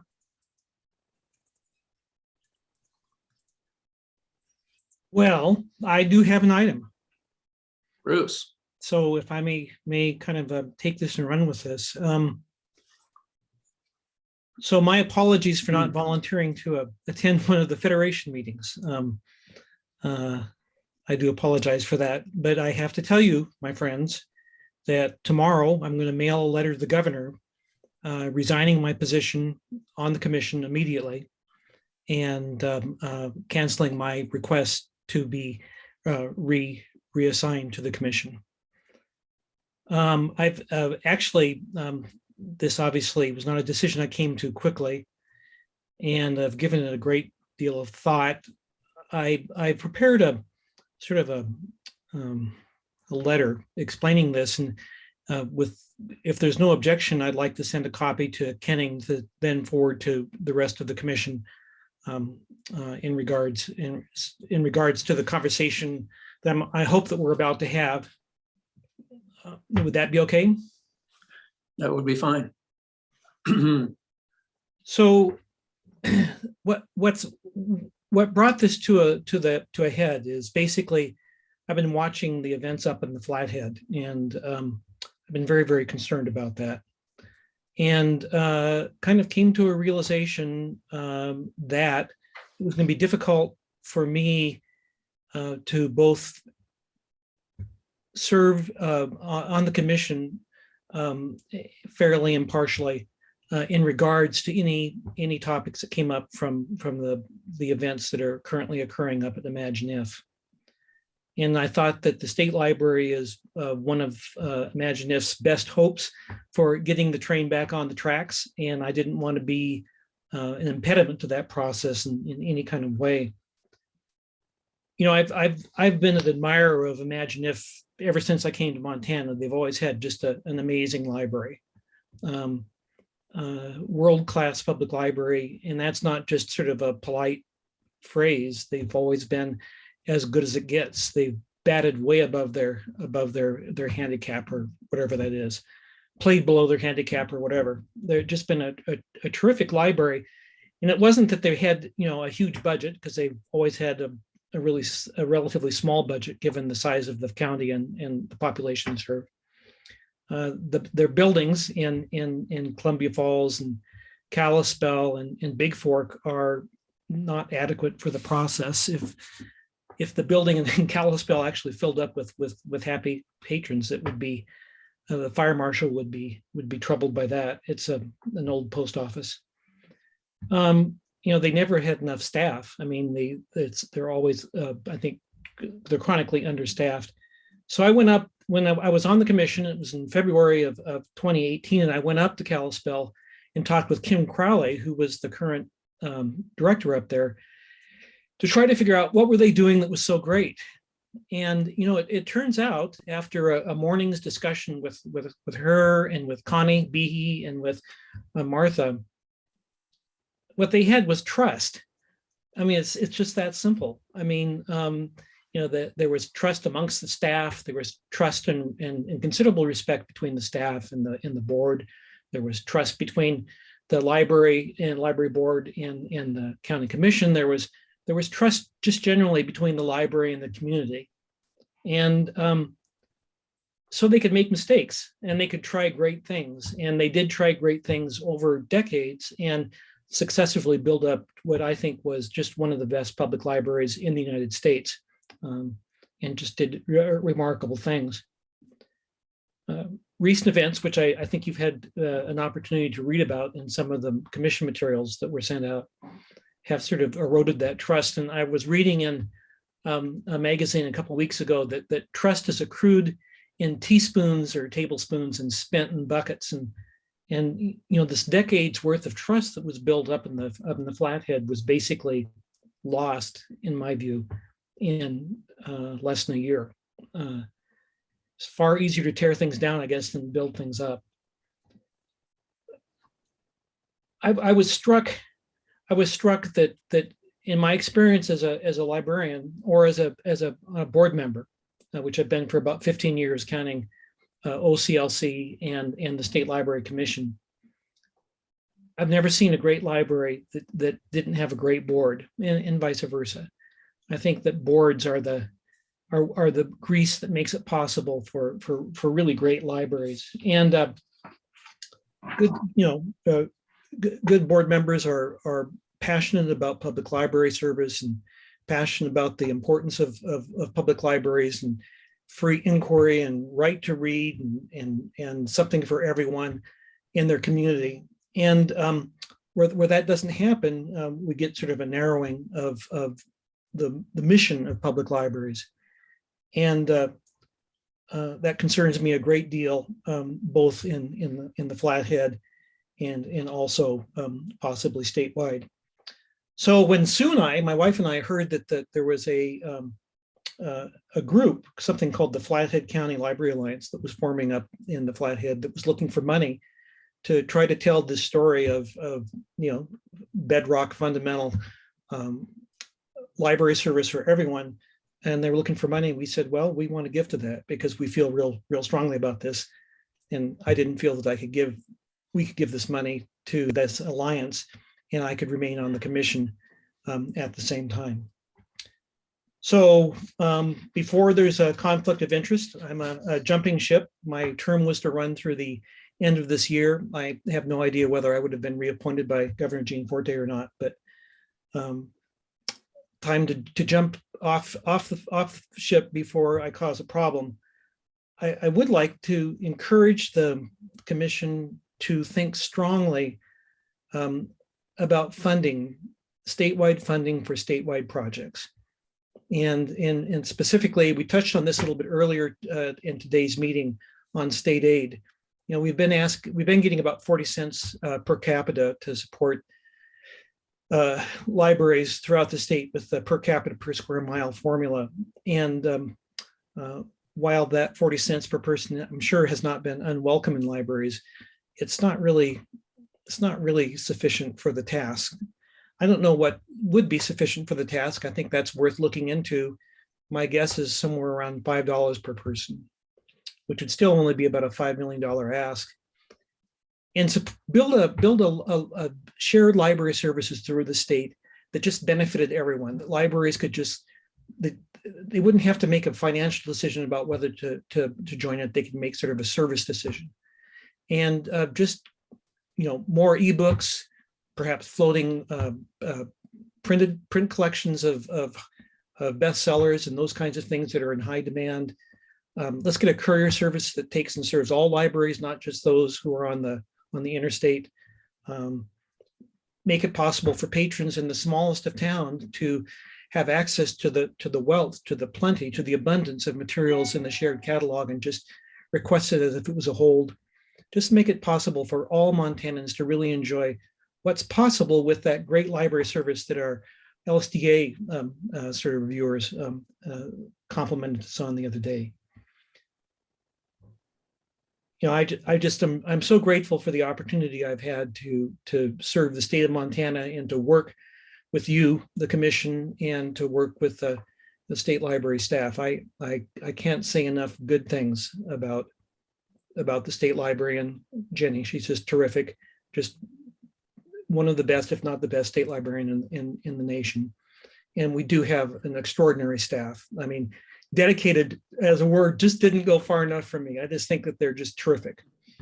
And it's just been a pleasure to serve with them and to serve Montanans. With my leaving, there's an opening. I encourage you to talk to other people who would be a good commissioner and get them to serve. I think it's a great service. It's so important, and it's a wonderful gig. So thank you very much. I do appreciate it. And I'll see you on the flip side. Well, Bruce, thank you for that very eloquent statement. I am truly sorry to see you leave the commission. You are the one person, or the person on this commission in my time here, who has had the most knowledge and the most experience with the state library and public libraries across the state, as well as with OCLC. And I've often looked to you for guidance and mentorship, and you've never failed. And so I'm really sorry to see you go, but I understand the circumstances, and I appreciate your forthrightness in addressing this. Thank you. Yeah, Bruce, this Yes. is Kristen. I just want to say thank you for your service. Maybe I'm not getting the full picture, but how it's a conflict of interest, but I'm sure you've been through that 100 times in your head. But just this speaks to your integrity behind that, because I don't think a lot of people would have, left the commission, or if they would have been in a similar situation, to even question if that was a conflict of interest. And what we have up there is a total mess, which I hope we get to discuss that further at our next meeting, or even prior to. I just think it's a real shame that we're losing such a man of strength and leadership on our commission. And we all know that you would have been appointed for another term. That's just a no-brainer. So you're so kind. I just want to say thank you for welcoming me onto this commission. It was a pleasure. Yeah, it just to know what we had in you and your leadership was fantastic. So again, appreciated. Thank you so much, Kristen. And Bruce, we're losing such a wealth of knowledge. You're welcoming us to your home for orientation, and I feel like we're just losing a wealth of knowledge. You just have been a very knowledgeable and trustworthy person, I think, for the state of Montana. I'm very sorry that we're losing you because of this. It's a very sad event. We'll stay friends. Good. Yes, Central Montana has a lot of spots for you to come visit. Indeed. Indeed. Okay. Remember, don't forget.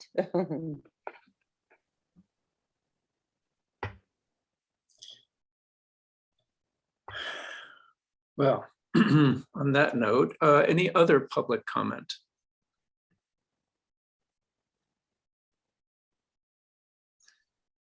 Okay, do we have any other business or announcements?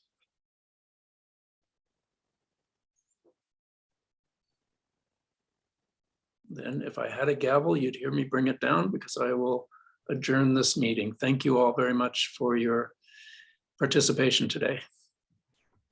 Thank you. Thank you, everyone.